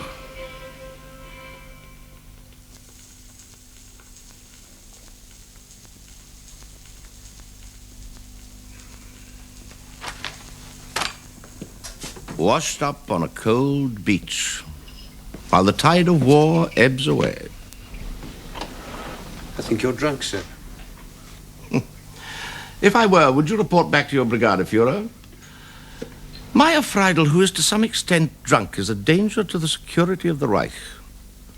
And Meyer Richter, who is to some extent a bloody intellectual, has been heard to quote from the works of Heinrich Heine, who was a Jew. To report such intelligence is why you are on the beach, I was ordered here. So you were. Instead of soldiering to glory with the Leibstandarte regiment, you were ordered here. To be an ear for Heydrich? An eye for the Gestapo? Does that worry you? Not at all. Good. The Leibstandarte has been ordered home. Yes. Regroup. For Africa, I suppose. Or the Balkans. No. You won't go to Africa. Or to the Balkans. Höfner. Sir? Tell Hauptmann Reinecker where the Leibstandarte regiment of the Waffen-SS will go. From France. Sir?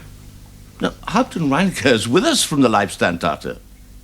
And the Leibstandarte has been ordered home. Well, Höfner? To Dresden, sir, then Poland. Quite so, Höfner. To Poland. So, bring this officer a bottle of Armagnac, Reinecker, to keep out the chill. Yes, sir. Höpfner. Sir? Where did you hear this? In a bar, sir, in St. Malo.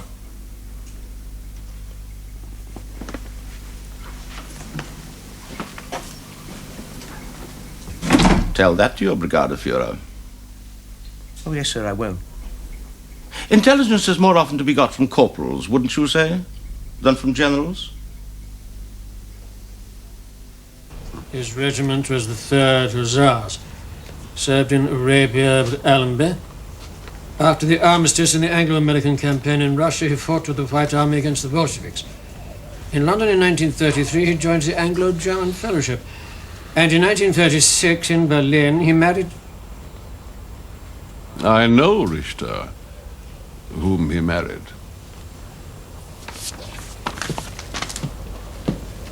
One hour. Then you come back for me. Yes, sir. Unless you would rather I was there when you talked to him. That you might live to regret. Sir?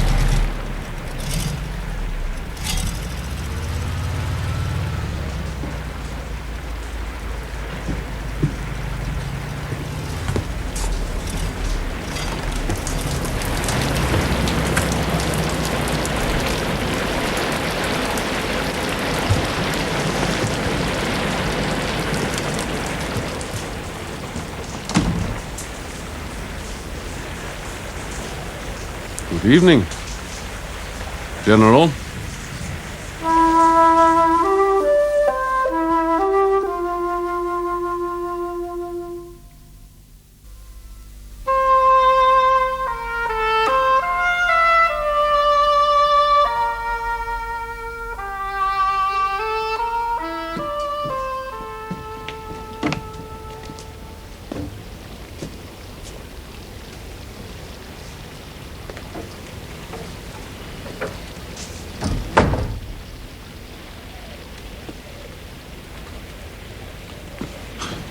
I can't offer you a drink, General. I'm sorry.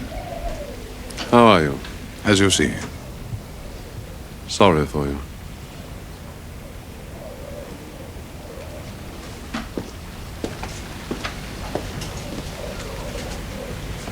I have come from Berlin.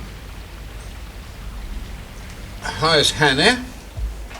Forgetful now and then that she is my sister. Hannah was forgetful now and then. She was my wife. In her career, she does well. Yes, I read in the Times once before the war she was much admired by Goering. By Heydrich also. Heydrich I never met. Herr Heydrich plays the violin. He performs in chamber ensembles quite beautifully, so I'm told. So now your sister and he have music for each other, is that it? Also, he is a butcher. Why did you not get out? Go to London as a soldier. Duty, would you say? Honor, I would say. Not well thought of, was I, in England? Because you were of the Anglo-German Fellowship? So were many of us who so did. Never again, we said. Never again. But here are you, and here I am. We are told that you are known to Churchill. Are you not? What we are told... You are told? We are told that if you speak, Churchill will listen.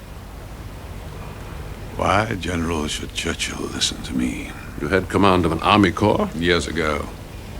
Before I joined the Anglo-German Fellowship and married a woman much admired by Goering, who plays ensemble with the butcher, did you say? Who commands the intelligence service of the SS. Wouldn't give me a corps to command now, would they? You see, General, what I am. If I'd gone to Whitehall when I could, the most I could have hoped for would have been some safe billet in rear echelon in Port Said or somewhere, while good men were being killed. Better to stay here, is it? And rot. What else? Go to London. Now. Through Spain. Gibraltar. You would allow that? We ask it of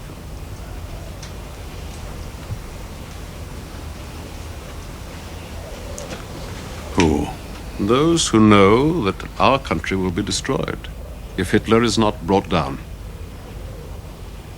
Who? Canaris, for one. Oster von der Gnani. Admiral Canaris, I know, not the others. They'll be up there. Halder, von Witzleben, Stulp-Nagel, von Hammerstein, Gödler, who was mayor of Leipzig, Beck. General Beck? He will be head of state.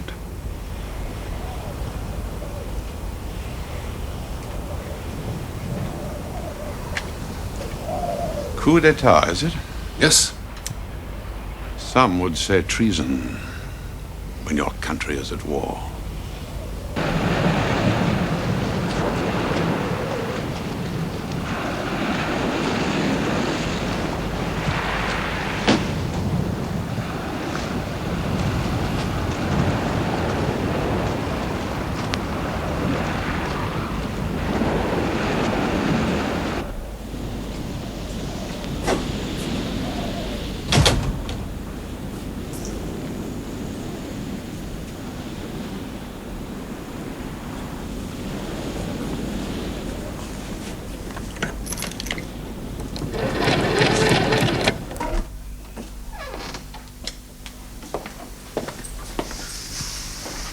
Excuse me, sir.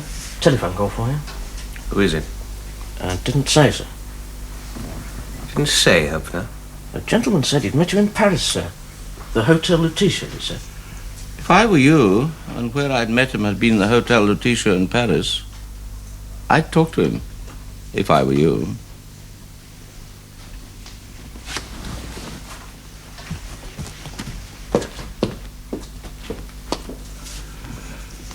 Höfner. Sir? You are a bloody awful soldier. What are you? Bloody awful soldier, sir. But as a wine waiter, a fellow of taste and discretion. Was, sir. Höfner? Sir? The one who telephoned. Did he not ask to speak to the commandant, to Major Richter, before he asked for Hauptmann Reinecke? No, sir. Only with Hauptsturmführer Reinecke, sir. Very formal. Friend, was it, would you say? I wouldn't say, sir. No, of course not. Are you content here, Höfner, in this backwater of the war? Or would you rather go for a soldier in Africa? Sir? Where the war is, Höfner, don't you want to fight? No, sir. No, Höfner? Rather keep my head down, sir. Here, with you. Poor spirit, that for a soldier. Yes, sir. But for a wine waiter, uncommon good sense. So, as for the one who's come to meet Hauptsturmführer Reinecke, unless you want to get posted to Cyrenaica and get your knees brown in the Army Corps Africa, I think you should keep your mouth shut. What do you think? I think you've got a good nose, sir, for, Thank you. for brandy and that. Going out? Oh, where shall I say you are on such a night, if Major Richter should ask? At the harbour. Ah. Washed in on the tide, did he? This fellow whom you met once at the Hotel Lutetia, which in Paris is where the Gestapo is it not?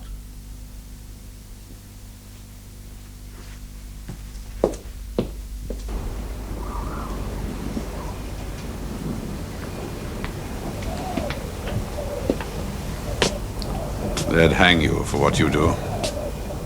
And you, for that, would find no fault with them? I was a soldier. Treason has a stench that turns my stomach. Then have no doubt of me. My duty is to beat your country to her knees, and if I must, so I will. Where is the treason in that? You swore on oath, and there's the treason. You and Halder and Beck and all the others, all the generals, all the officers' corps, you swore. By God, this holy oath that we would render unto Adolf Hitler supreme commander an Austrian of the army. corporal. We swore obedience without question. God help us, we swore it. In God's name, why?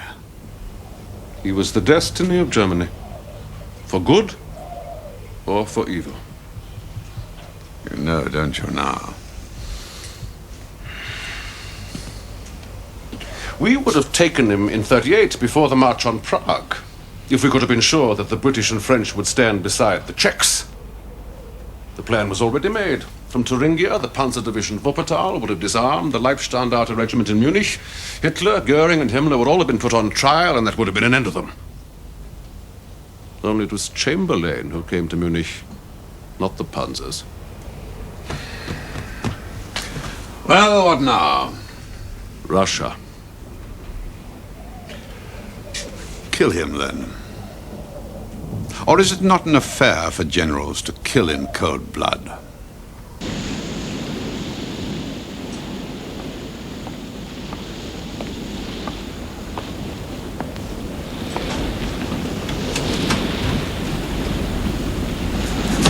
Heil Hitler. Heil Hitler.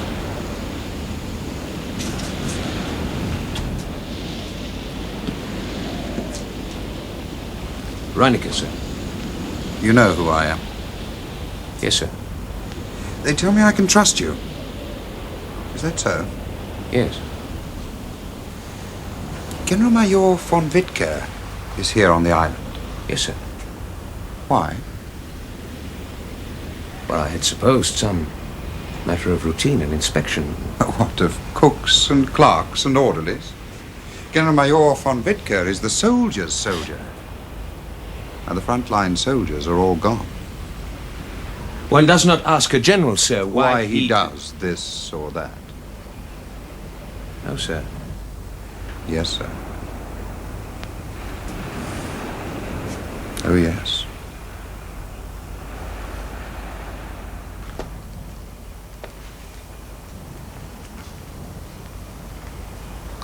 When would I go? Soon.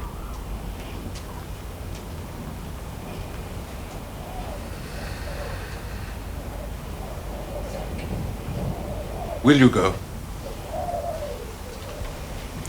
To tell His Majesty's government that if His Majesty's government will undertake no more act of war against the Reich when Hitler is deposed, in the West, the army of the Reich will withdraw behind the Siegfried Line. And in Berlin, the generals will take over the government and make an armistice. Is that what you'd have me say? Yes. Ha ha. Not cut much of a dash, would I? In the Cavalry Club and at the War Office.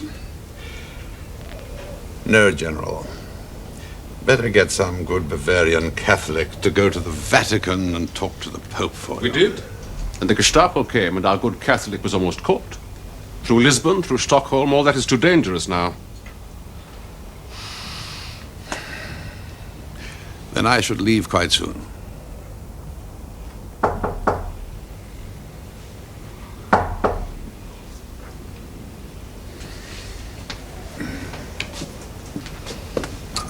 Yes?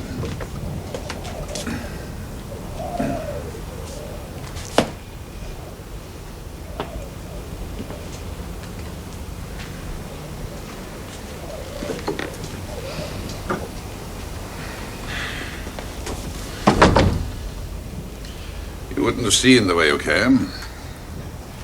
There's an 88 dug in on my lawn. You chaps have commandeered my kitchen. That one, the Gefreiter, now and then brings me.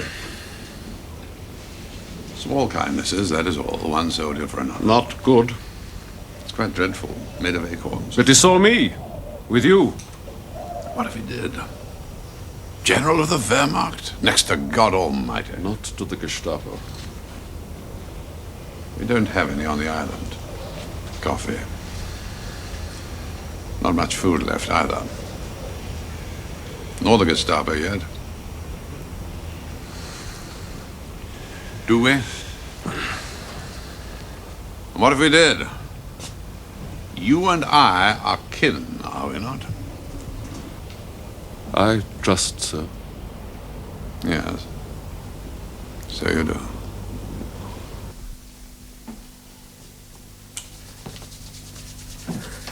The Herr General conveys his compliments and asks to be excused. Did he do what he came to do? I don't know what he came to do. You drove him to Torteval? Yes. So what he came to do was just an affair of the family, wouldn't you say? As to affairs of the Herr General's family, how should I know? But you do know who his sister is. I do know. Who's Isolde at Bayreuth? Was it in 37? Some say it was better than Flagstadt. But whose love affair with the Nazis must be a pain in the arse for the Herr General. Oh, yes. It's odd. What is? That Hanny von Wittke should have married an Englishman. Well, I have an aunt that married an Englishman. We killed him, though, on the Somme. I have heard it said of General Wittke that he keeps uncomfortable company. You know what I mean? Yes, I know what you mean. Which reminds me, Reinecke... Who is uncomfortable company? Reinecke has been called down to the harbour to meet a man off the boat from St. Malo. What man? It didn't say in clear, only that he'd met Reinecke in Paris at the Hotel Lutetia. Perhaps as proconsul for the Fuhrer on this sullen rock of ours, I should ask Reinecke why the fellow has come. As Reinecke's commanding officer, he'll damn well tell me.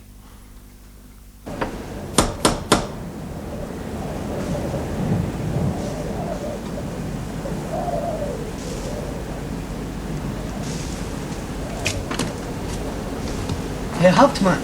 You always open the door, like a servant? No, Herr Hauptmann, but the Herr General... Get him. Well, he's not here, he's gone out. Where's he gone? I don't know, he's been gone an hour since, he didn't say where. We will wait. Stay here.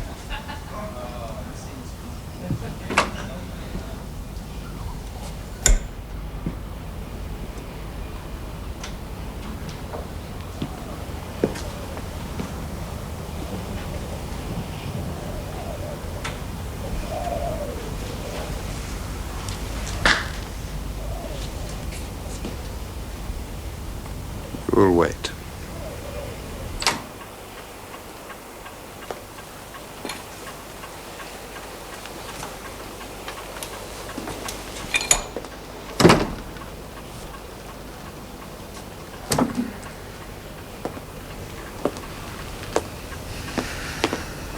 I couldn't telephone, you see, not with Fritz there. It's just... I'm so surprised. Of course we have plenty of room, and of course we'd be delighted for you to stay. For just a few days. But what is it, George? Are you in trouble? No trouble. Just a question of keeping my head down for a while. Something's happened.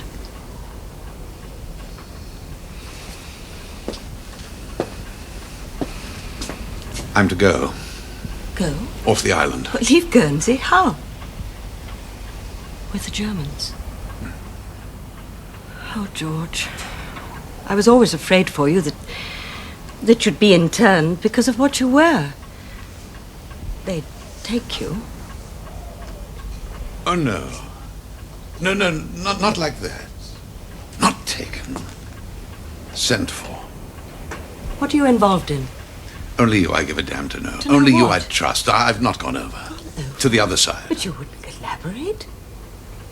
There are those who will say so. What is it, George? I'm to wait, do you see? To lie low for a while. Until the word comes for me to go. Where? That I can't say, or why. But I'm back, do you see? I'm back in the game.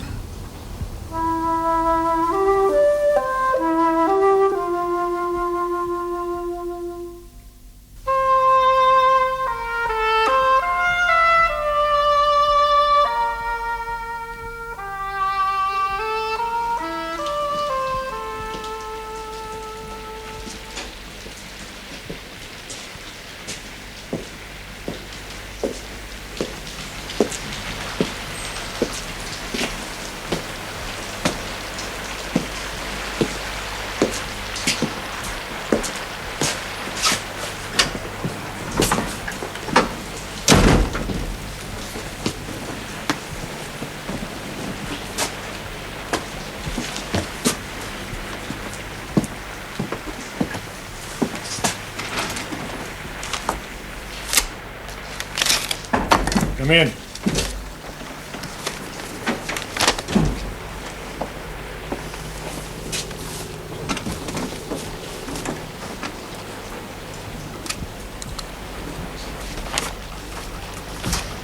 Bicycles. When are we to get these bicycles? Dr. Martell said he wanted to see you about them. It's not a Panzer division we're asking for, just 150 bicycles. He said he'd call on you today.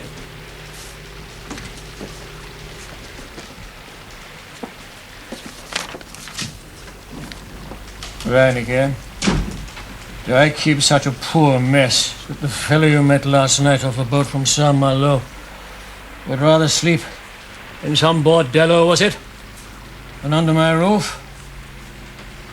Sir? Don't fence with me, Reineke. Sturmbannführer Schröder Sturmbannführer. has come from Berlin, sir.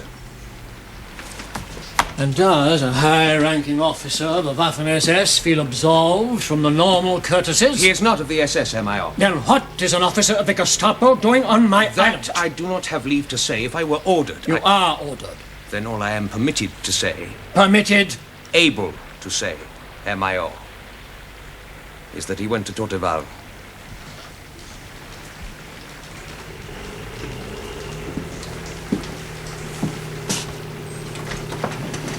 What is there at Torteval? An anti-aircraft gun. Find him. Sir? You, find him!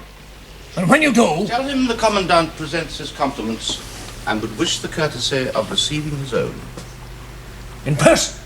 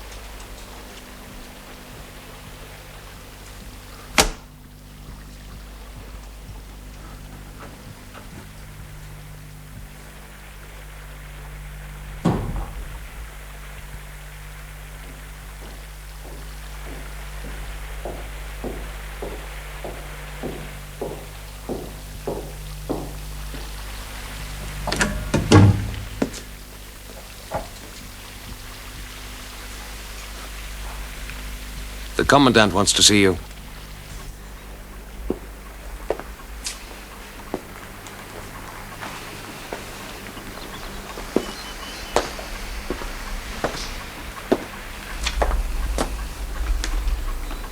Well, it looks as though it's going to clear up. Might get away soon. You tell me that I don't need to know. I do. Reineke, if you please. Herr Kommandant? I am required elsewhere, unless you wish me to stay. No. Thank you, Ernst. Now, you listen to me, Sturmbannführer Schröder. I am not required to accompany you. As military commandant of this island... Exactly. You are military commandant. I am here in pursuit of a political matter. Any reason... Major Friedel. Cases, I am ultimately... Oh, you are here to see the Commandant? Well, of course I am, yes. As I said on the telephone. Having difficulty Washed getting... up wreck like Laidlaw, threat to the Third Reich. He knows. Rotting away over in Torteval, what does it matter who he knows? The Commandant cannot see you. Today is not a good day. Today we have a general over from France. Giving Major Richter a hard time? No, that is someone else. Someone from Berlin. Dr. Martell, you know General Laidlaw. Yeah? Do you know where he's to be found? I'm Torteval. No, he's not there. I might be able to find him. Why? The English have a saying, a word to the wise. The man from Berlin is from the Geheime Staatspolizei. Gestapo? So what do you propose? A house-to-house search? Send me 20 times more men, and in 1 month I may tell you if I have found him. I do not think you realize the I urgency. do not think that you are in a position to judge anything. Laidlaw must be found. I cannot help you. Beyond routine policing. If we find him, I shall hold him for you. You know him? You have met him? No, I've never met him. What he could tell you, if he would tell you, is it of such consequence? Heinrich Himmler considers it a matter of life and death. Himmler? A matter of life and death for whom, Sturmbannführer? That's true. That's a true story. Ah, Major Friedel. I've been reading the minutes of the meetings you've had with the government here. Oh, yes, sir, the Controlling Committee. How do you find them? We have a tacit understanding. Tacit? Like a wolf with a flock of sheep. Quite angry sheep, sir, sometimes. Ah.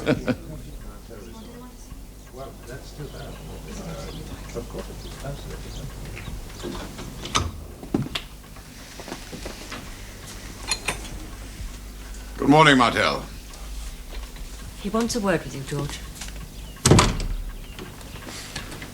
Yes, I'm sorry to track you down like this, General. I thought there'd be a reasonable chance of finding you here. Not too many friends worth trying, is that it? What is it, Philip? The Gestapo's on the island. The Gestapo? Should that concern us? I think it should concern you. It's you they're looking for. How do you know this, Martel? Well, let's just say that I do know. I have heard it said you're a damn sight too close to old Fritz. In the one sense of that remark, which is true, I think it's probably just as well for you that I am. Go on. I don't know what you're up to. Then there's no need to involve yourself, is there? But what I've been told is that whatever it is, you'll come a cropper at the first fence, for sure.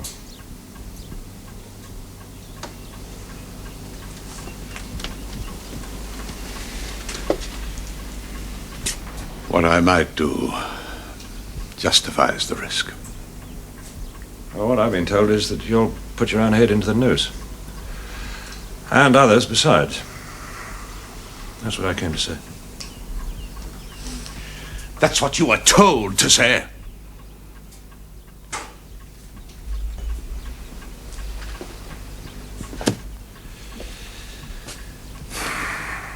Saddling up, eh? Like the point-to-point. Taste of fear in the mouth. Like wine. Drunk with it.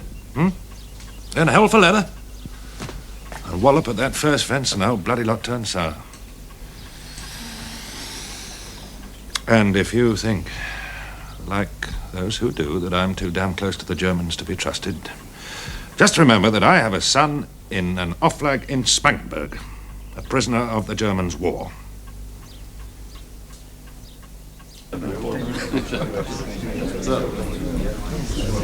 They tell me I may get away today, in spite of the weather. Yes, sir. I'm afraid you may have a rough crossing.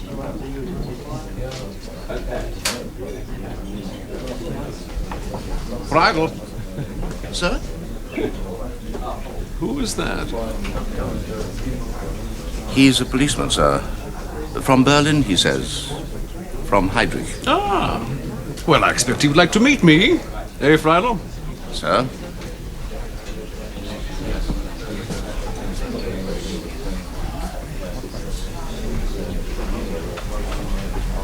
Herr General, may I present... Schroeder, Herr General. Sturmbannführer. Do you always dress like a fishmonger? Only when my trade is in deep waters, Herr General.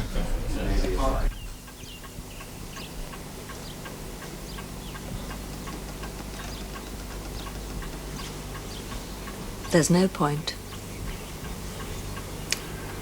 Since gone dead. Quite dead. No point. It's finished.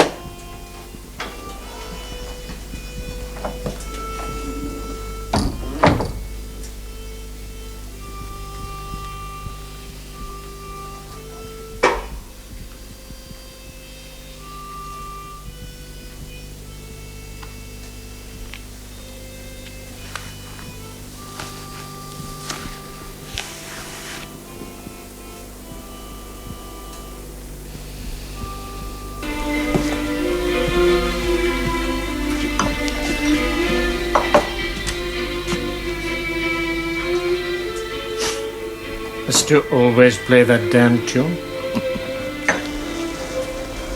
All right, thank you, Heather.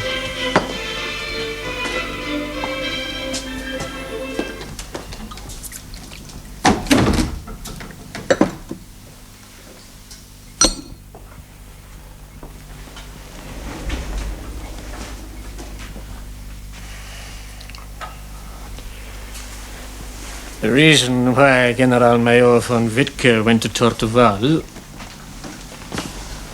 was to persuade General Laidlaw to broadcast for the Ministry of Propaganda from Berlin an English soldier's commentary upon military affairs, why the Waffen-SS will conquer the world, etc., etc. Oh, so that's why he went to Torteval? Indeed, yes, that is what he told me. And that is what he told Sturmbannführer Schröder. Then it must be so. General Laidlaw, of course, refused. He could not honorably do otherwise. Quite so, Ernst. He is an honorable man. They are both honorable men.